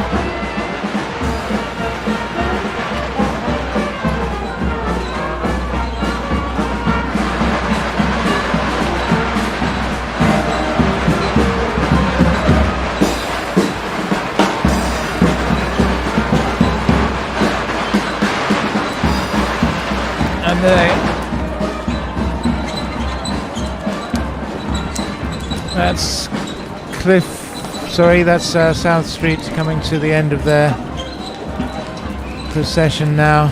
Someone's messaged in saying watching this beats watching Strictly. I could not agree more.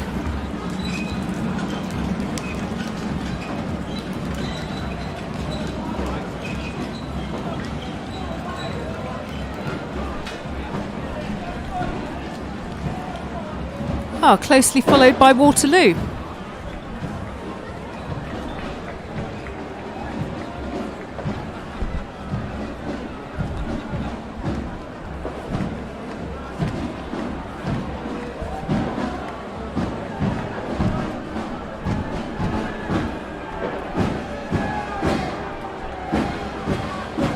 Waterloo, of course, reformed in 1964.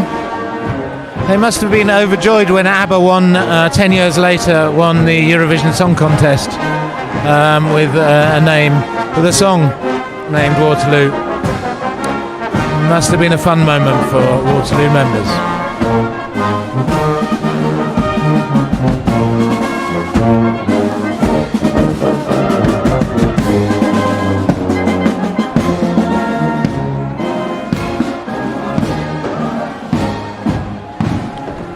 There he is. Oh, it's Guy Fawkes. What should we do with him? Well, as I said before, I think spare him. I'm against capital punishment. Maybe give him a long jail sentence. Send him to bed without his supper.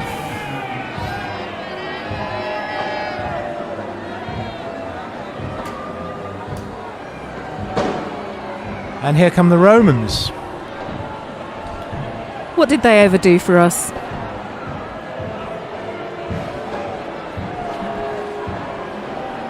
Now that lady has lost her rocking horse unicorn that was on the front of her chariot.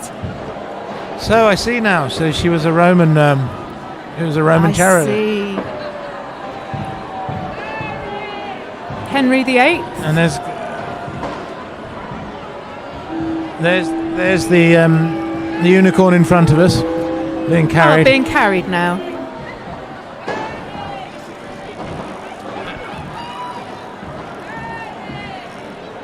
And a lot of the crowd are calling for Guy Fawkes to be burnt.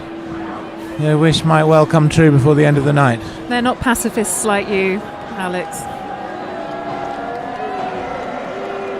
We're getting waved at by a Very enthusiastic very young enthusiastic Tudor. young Tudor, yes. Oh, it's Dishy Rishi. Now, There's what's he Michelorec in doing? his uniform. No Oh! HS2. He's sitting on a train. He's bursting out of a train. So I believe that's Rishi Sunak. Dishy Rishi. And he's bursting out of a train. It's about the high-speed link train stopping at Birmingham and not going north. Fantastic work, Waterloo.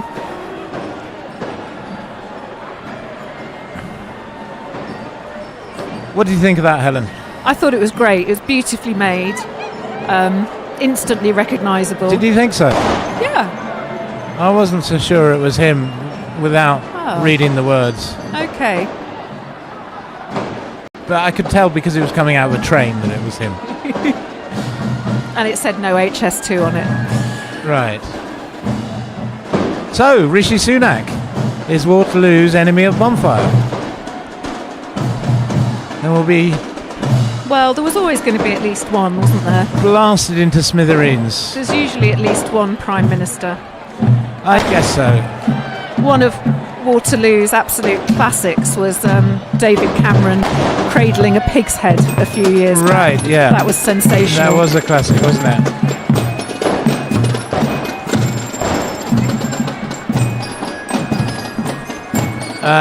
Hats off to the makers of the effigies.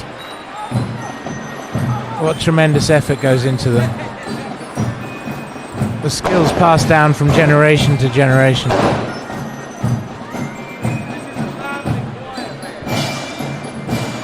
And also, how difficult to keep a secret like that when you're involved in it for weeks and months building something like that, and for the secret not to get out.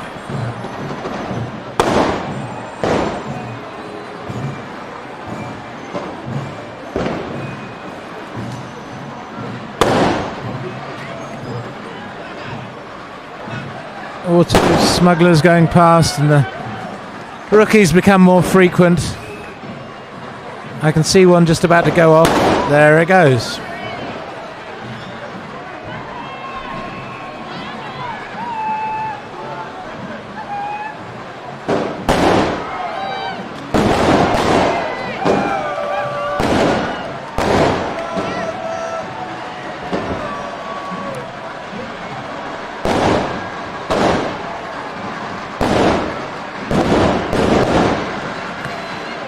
Mayfield Bonfire Society going past. A few smugglers from a society I don't recognise, blue and red. Before them with no banner, Vine's Cross.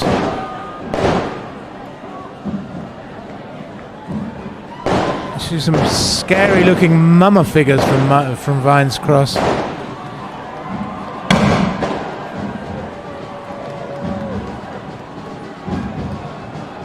Who the devil are we? These two ladies, well, a gentleman and lady in red. So there seems to be a society with just one member holding a banner. Who the devil are we? I think there were two of them, to be fair. Well, there are two of them.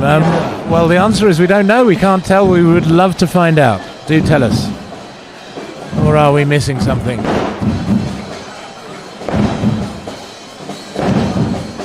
Oh, and here come the Raven drummers again.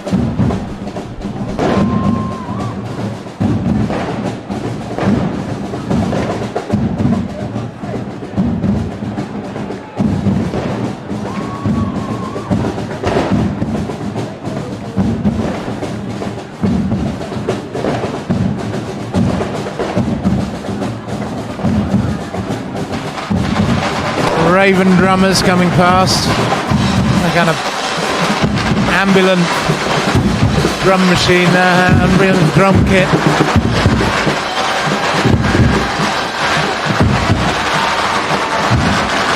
More firecrackers.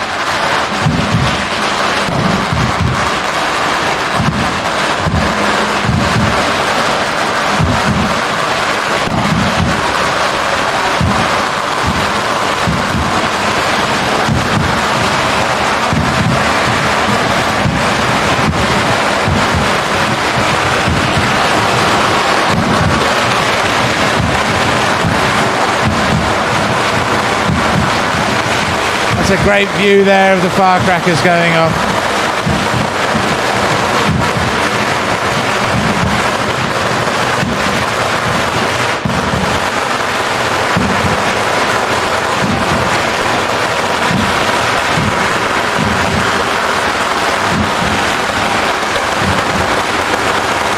The smell is coming through the window, thick and fast. No wonder Helen turns off her fire alarm on November the 5th or the 4th in this case.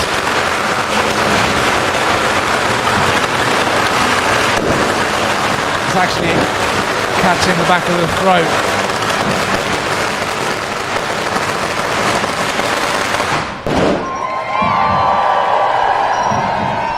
Well, there you go.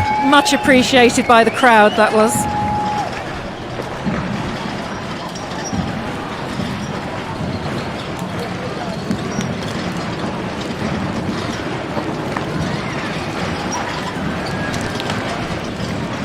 Just been told that Who the Devil Are We have been around for about 15 years. There you go. We think they're from maybe Battle, Robertsbridge Way. Has that just been revealed by a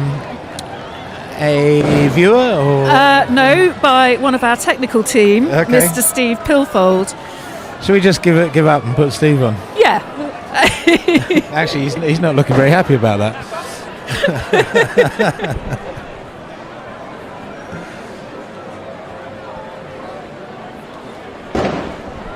And now we have the great and the good, the public following the Bonfire Society members down School Hill. And they'll be making their way Waterloo, and probably a lot of these people will be making their way to the fire site down at Malling Wreck, which, I mean, it's right next to the river. It could be pretty damp and boggy down there. So the other places one can go, Commercial Square, which is in Lamport. Follow the crowds again. Going to be muddy, but always worth it to go there. Yeah, Commercial always put on a really sensational firework display. I mean, they all do, but in the last couple of years, Commercials has stood out particularly for me, I think. And it's free, of course. Yes. The only two free ones, I believe, are Waterloo and Commercial. The other ones, if you haven't got a ticket, don't try to go. That's right, yeah.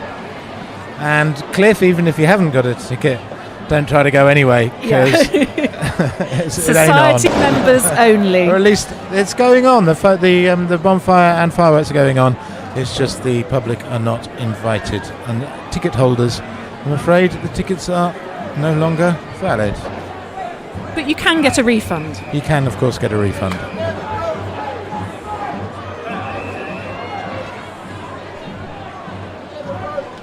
Okay, we've just found out from Neil Parks that Who the Devil Are We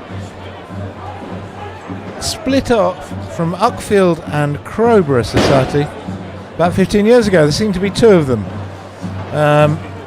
I believe there used to be more. There was still a couple of splitters. I don't know what's happened to the rest. Perhaps they're just not marching tonight. Well, all power to them. Yeah, I think I might have heard this one before. So here they come, the Native American Indians. Of course, we're with Commercial Square in the...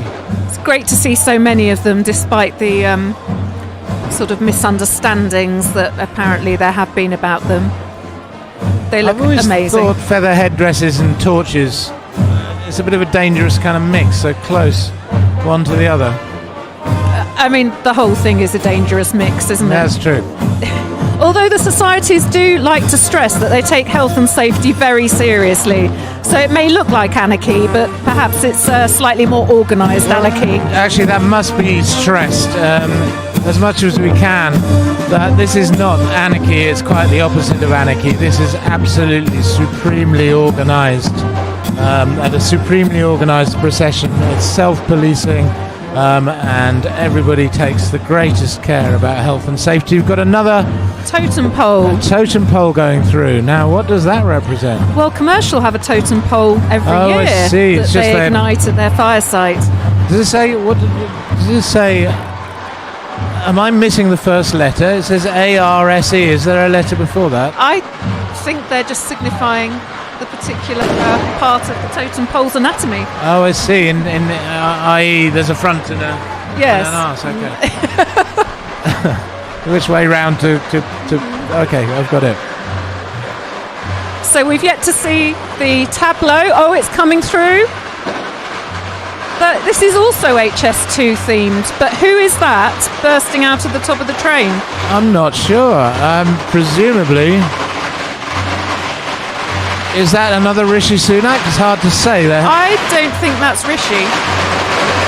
doesn't. So, how interesting I wonder when they got wind of the fact that they had the same subject as a tableau. It of course invites comparison, not for us to do so. No. I mean, very similar in construction as well. It's more of a modern looking train. Yes. Yes, now what's the dig on the back about Southern Water? Southern Water, something... Oh, it's not a train at all. We're mistaken. It's a Southern Water. Keeping it green.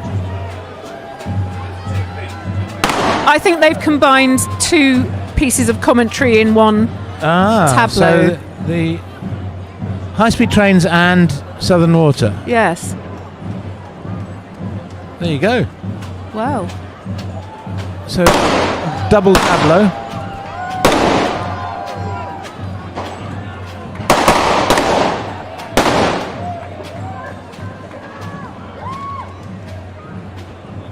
What would... Word on that. It says dumping the S. Poo. They say Yes. poo.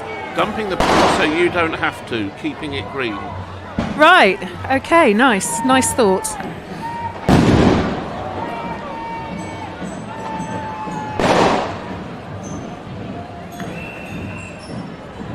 Nice plague doctor's costume there. So, Southern Water dumping the S***T, for This Is a Family Show, so you don't have to. Keep it green. That's what the sign says on the back of the tableau. Don't want to know what it says on the back of the train. It says to be continued, but there's no O in continue. Oh dear.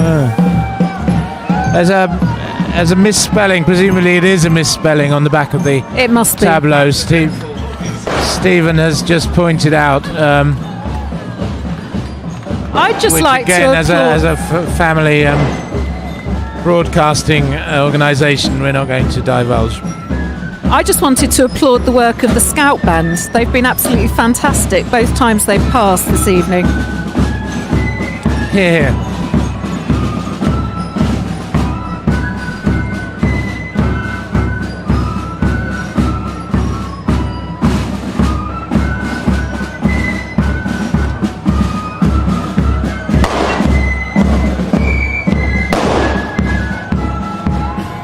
I would say that collecting buckets must get more and more difficult because fewer people carry change around. Yeah, they could do with a sum-up machine, really, couldn't they? could. And I'm sure that in years to come, they will. Yes. Well, you often see buskers with them now, don't you? Yeah. So Commercial are collecting for Lewes Open Door, Lewes Arboretum and Landport Food Bank.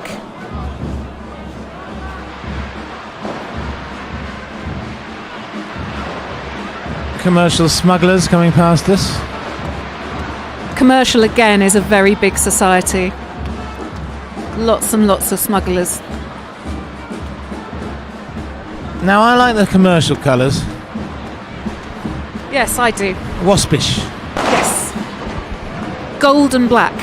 Gold and black, although often sort of gets yellowy, doesn't it, the gold?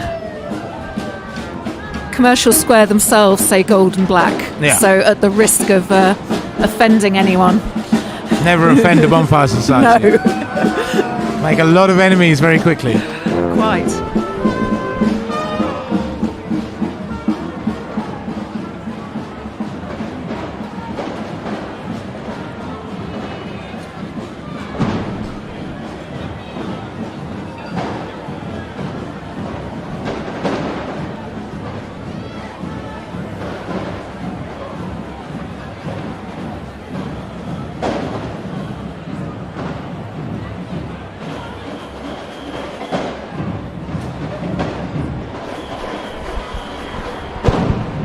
Still they come. Yet more smugglers. There are a lot of Commercial Square smugglers.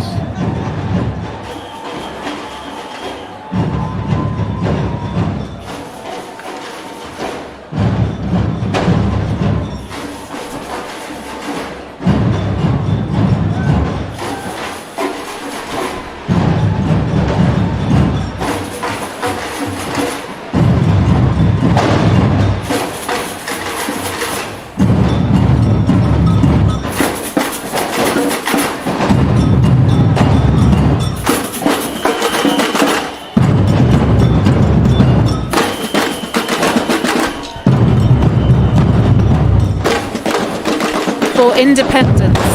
Commercial Square Brazilian motto. flag on their drums, that group. Did you see what their name was?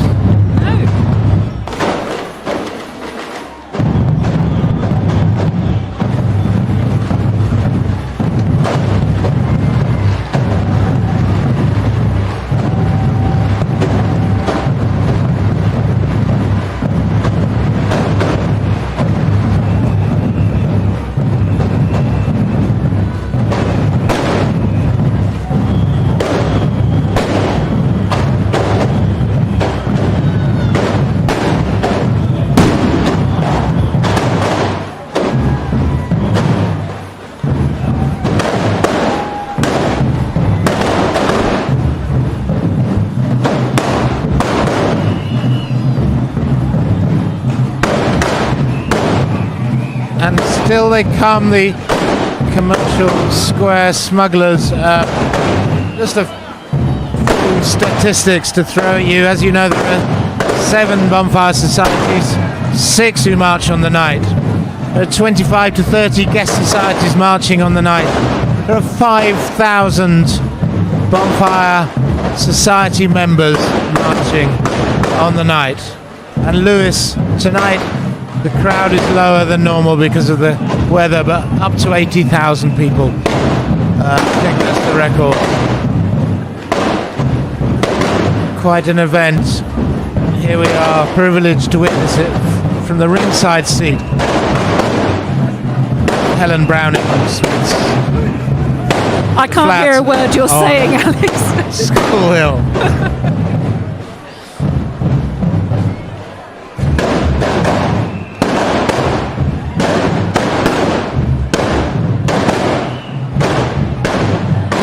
You were saying that we haven't had enough rookies tonight.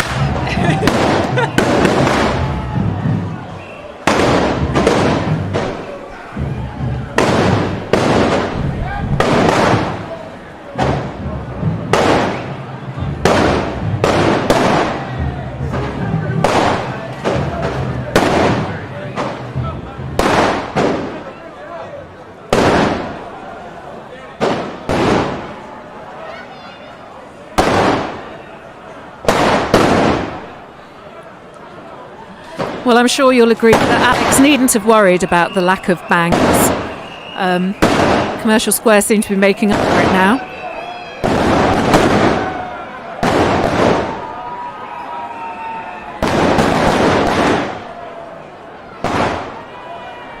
This is Newark Bonfire Society.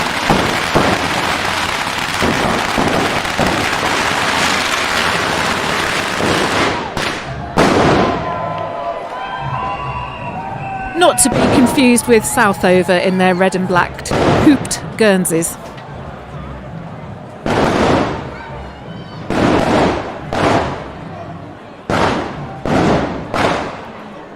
fire noise tradition. That pretty much sums it up, doesn't it?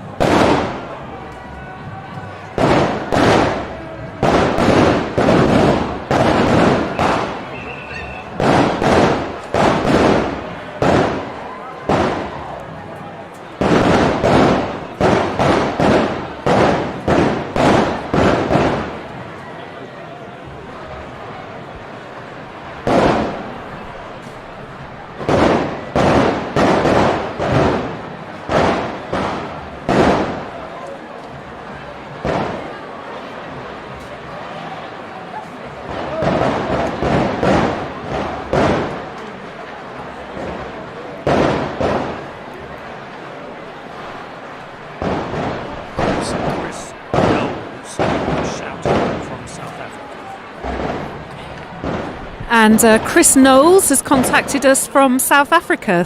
Thanks for watching with us, Chris. It's good to hear from you. And here come East Hoathly.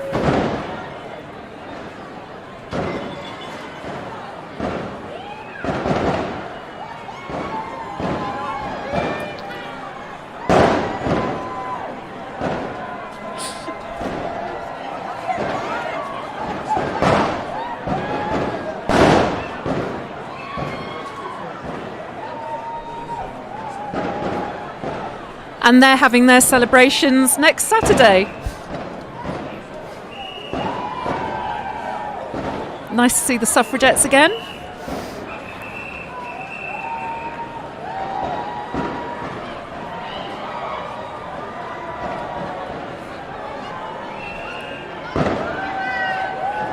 There's a whole army of them.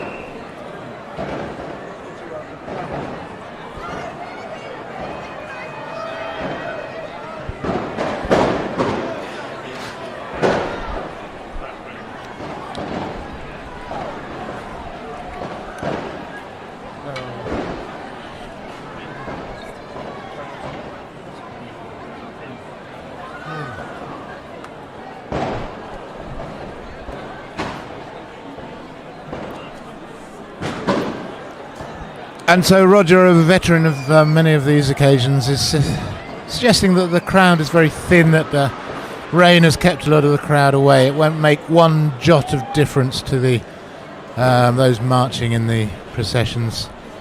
Of course, they say that they would do it if there were no crowds at all. They do it for themselves. They don't do it as something for spectators. Right, and actively suggest that people shouldn't come from afar to watch it. It's not a performance. No, certainly not. And of course, you know, we mentioned earlier the narrow Anglo-Saxon street layout of Lewes. You know, we just don't have the infrastructure to support thousands and thousands of people turning up. So I think the Bonfire societies in particular are very happy about the recent developments with stopping public transport coming into the town. But not necessarily the rain. No, not necessarily the rain. I suspect that big dollop that rained down on Cliff probably made a lot of spectators call it a night. So that was pretty heavy for a while.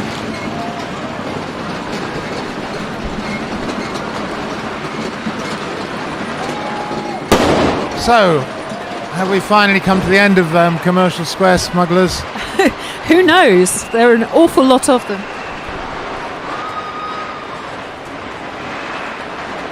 Just another word we did mention very early in tonight's broadcast. The reason for the smugglers' costumes was back in the day, back in the 1850s and 40s.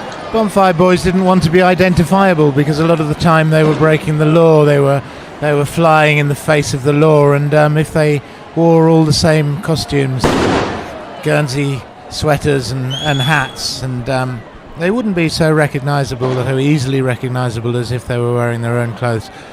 That is the origin of the smugglers' costumes. Now, a lady called Kim has messaged in asking which society the suffragettes were with. Well, I think there is possibly more than one group of suffragettes, but the ones that you've just seen were with Neville Juvenile, who are marching with Commercial Square tonight.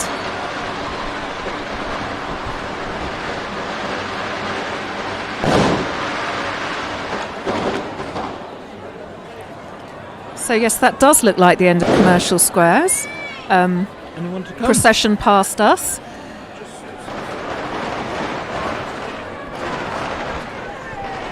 Okay, so we think they're going to be followed hot on the heels by another society. Who have we yet to see? Borough, Southover. Of course, Southover Pier Lock at Station Street. So, Helen, I believe that's just Borough to come. I think you're right. Southover don't come past this part of the High Street.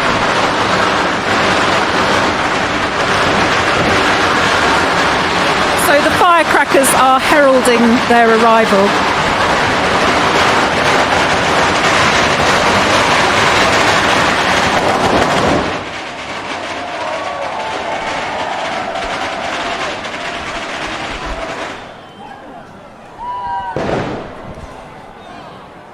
Well, the rain might have kept the crowds down, but it hasn't dampened the spectacle. It's fantastic that Bonfire goes on whatever the weather. Only once in 1960 was it stopped during the weather, and that was a flood almost as bad as 2000. The police cancelled. The police asked the Bonfire Societies to cancel it in that year, and the Bonfire Societies concurred. Now I see a huge reel of Chinese firecrackers being carried by some borough smugglers here, so it's going to get very noisy soon. Just going back to cancellations, what happened in 2000? Did they just do it later? 2000, the floods didn't take place. They took place, I believe, in October, not November. So yes, they did it on the night. As Oh, did far as they? I remember. I thought there was one year when they'd just done it a bit later. Oh, perhaps they did. Maybe. I was not. It's one of the ones I missed, so I might have Yeah, I wasn't living here then either. missed that. So forgive our ignorance. We mentioned before, but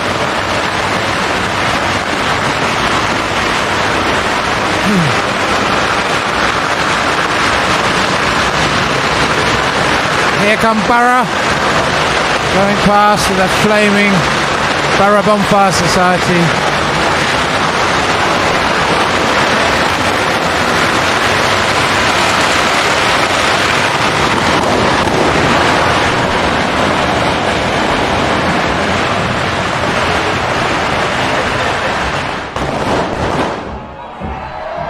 And talking about cancelled bonfire nights, as I mentioned before, but a long time ago, a lot of you wouldn't have been listening yet, 1874, cancelled due to typhoid, a typhoid outbreak in Lewes, and took place on December the 31st. Two parties rolled into one, quite a night, and it was snowing.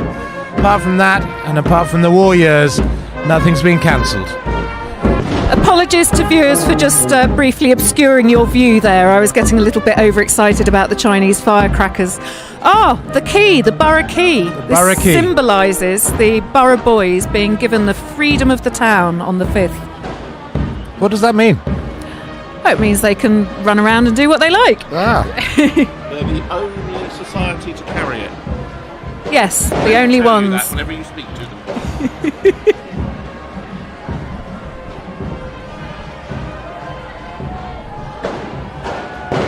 There's Henry VIII again, I believe.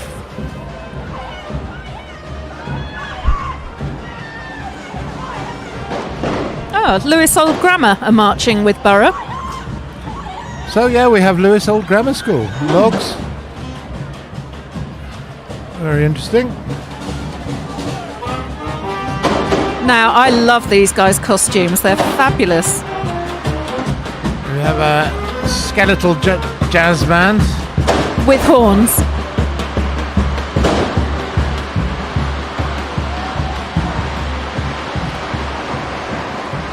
And the borough smugglers coming through. And blue and white Guernseys, red hats. Now, I think we may have a tableau coming very soon. Tableau alert, there's a tableau coming. Will it be another high-speed train disaster? Here it comes.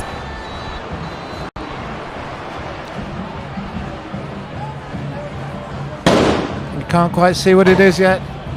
Oh, it looks like It's a highwayman on a track. Oh, East Sussex Highway. Oh, it's East Sussex Highways. East Sussex Highways. Robbery. There's a highway robber. I wonder what he's they've got done. Pothole Pete written on his back. Pothole Pete. So it's all about the way that East Sussex Highways is not really looking after the roads in the manner that Borough Bonfire Society would want them to. And We here to stand- that. We stand and don't deliver, it said on the back. Okay. Okay. Pothole Pete. Okay, So that's a very local one, that one. East Sussex Highways. There's a lot of transport tableau this year. East Sussex Highways, Enemy of Bonfire 2023.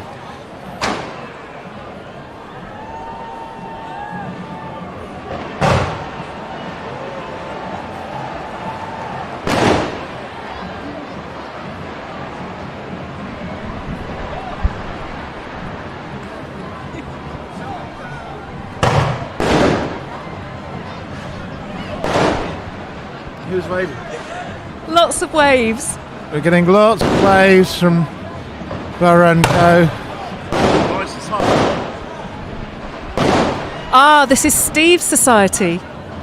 There's Eugene, who was okay. actually here earlier in the flat with us.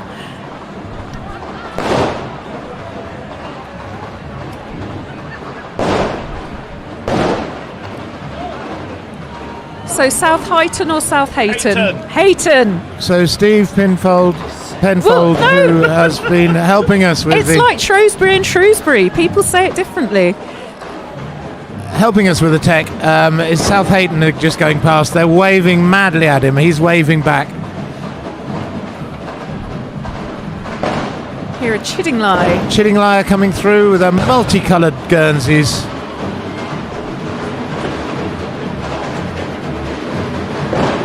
And they're Okay, waving at us. Chiddingly are one of the friendlier visiting societies.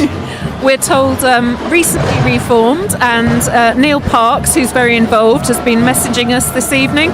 Sorry if we've missed some of your messages, folks. It's been very, very busy. We try to keep one eye on what's going on outside and one eye on the tech, but sometimes events overwhelm us. But we do love hearing from you, and we will read all your messages.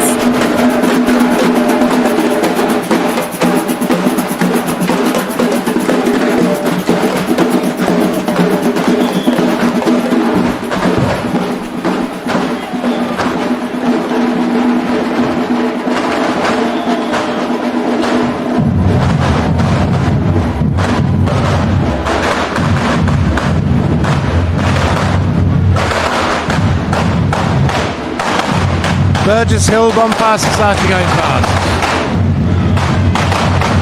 Difficult to see the colour. Is that green and black Guernseys? It is green and black, yeah.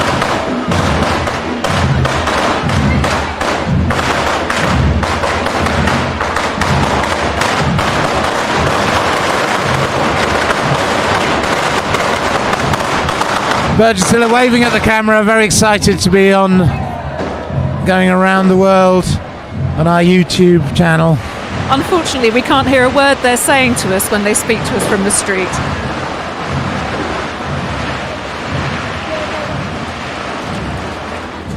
And back to some Borough smugglers bringing up the rear.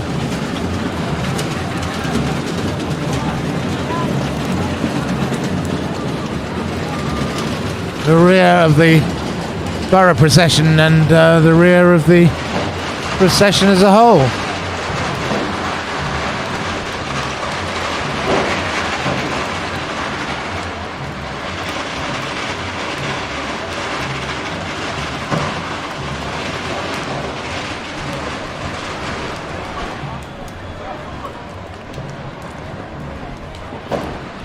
So it's 8:59 here in Lewes, and we think we've just seen the end of the United Grand Procession, but we will hang around a little bit longer, just in case we see something else of note, some societies coming the other way, or some stragglers, or any more entertaining behaviour.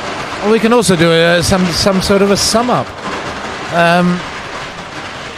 Helen, you're veteran of how many times have you sat in this chair? And this is my 7th. Your 7th one. Yeah. So you're a veteran of sitting in this very position. This is my first year I've done it, so it's harder for me to compare from this position. We usually do it from another window. Oh, actually, really? Okay. But, there you go. I changed it this year because basically it meant that I had to move less furniture if we did it from this one. So how did it feel to you? What were the pros and the cons? Of course, the rain wasn't great, but it rained again. It rained last year. It did rain last year, not as dramatically as this year. I mean, my man of the match is definitely Southover Bonfire Society for doing their act of remembrance in that absolutely appalling bucketing rain. They were just absolutely stalwart. It's been fun. I mean, there haven't been quite so many people, but that's entirely understandable and not necessarily a bad thing. But not at all a bad thing. No. But I would say one of the highlights, Alex, has been your company this evening. Oh, You've right. been such a great companion, and your research and your historical knowledge has been absolutely brilliant. So I do hope that, I mean, I don't know what Dino's plans are going forward, and I'd love to have Dino back, but if Dino can't come, I would love you to come back too. Okay, well, thank you very much, yes. I mean, the ideal would be both of you, but there we are. Well, thank you for your kind words, Helen. I've had a great time doing it. I've really enjoyed myself, and who could turn down the ringside seat right in front of the War Memorial to see the whole of the processions, all the processions, and all of the wreath-laying ceremonies in such an intimate way, and also to have so many bonfire boys and girls wave at us enthusiastically. It made me feel wanted. And what was the highlight for you? The highlight, so many highlights to speak of. I think my highlight was let me think. I think I really liked the East Sussex highways right at the end, actually. Tableau. Because it's something that I feel very passionate about.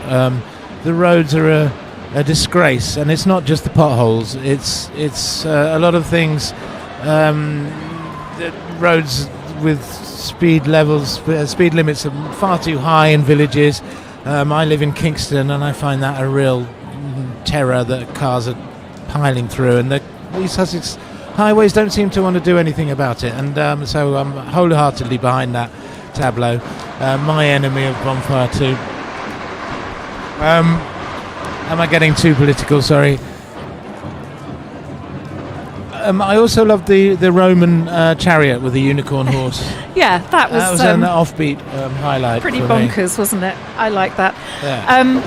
Bonkers. Yeah, I must say I have quite a few dealings with these Sussex highways professionally, and everyone I speak to is absolutely lovely and super helpful. No, so I sure just want to say that. I'm sure the people are fine. I'm sure they're trying their best. I don't mean to say, this isn't personal. I imagine they're underfunded and they have to push their resources in too many directions, and a lot of things don't seem to. It's hard. This isn't something we should be discussing. No. Sorry. And one of the great things about that tab, and I think it was my favourite as well, was that it was so beautifully executed. I loved the character of the devil. At first I thought, is it a politician? Should I recognise them? Yeah. You had to kind of think about it a little bit, and really, really well done. Well done, Borough. So that was the top tab. And what else did I enjoy? I just loved the smell of Bonfire, and that's a highlight every time. But this time we got it particularly in the face. I've not really been subjected to it in quite such a way of it billowing through the window. Yes. We always say if only we could bring you smell-o-vision as well, it would be perfect. So that was good. something you get every day. Actually, the beautiful view of the War Memorial from the window is very special indeed.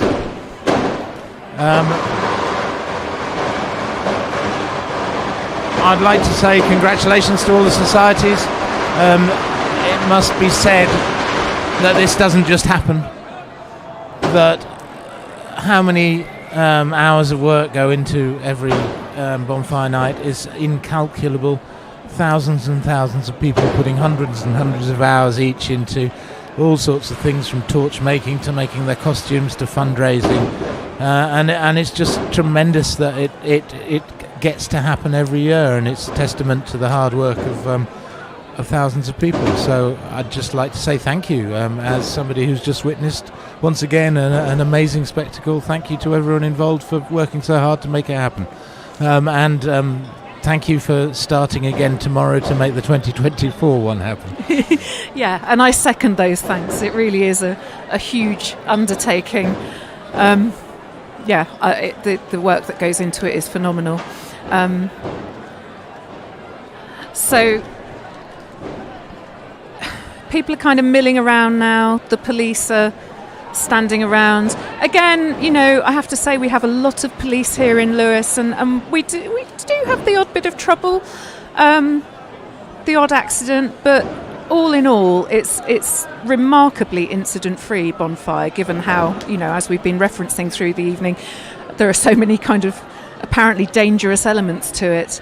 And the police really do take a light touch, which we appreciate.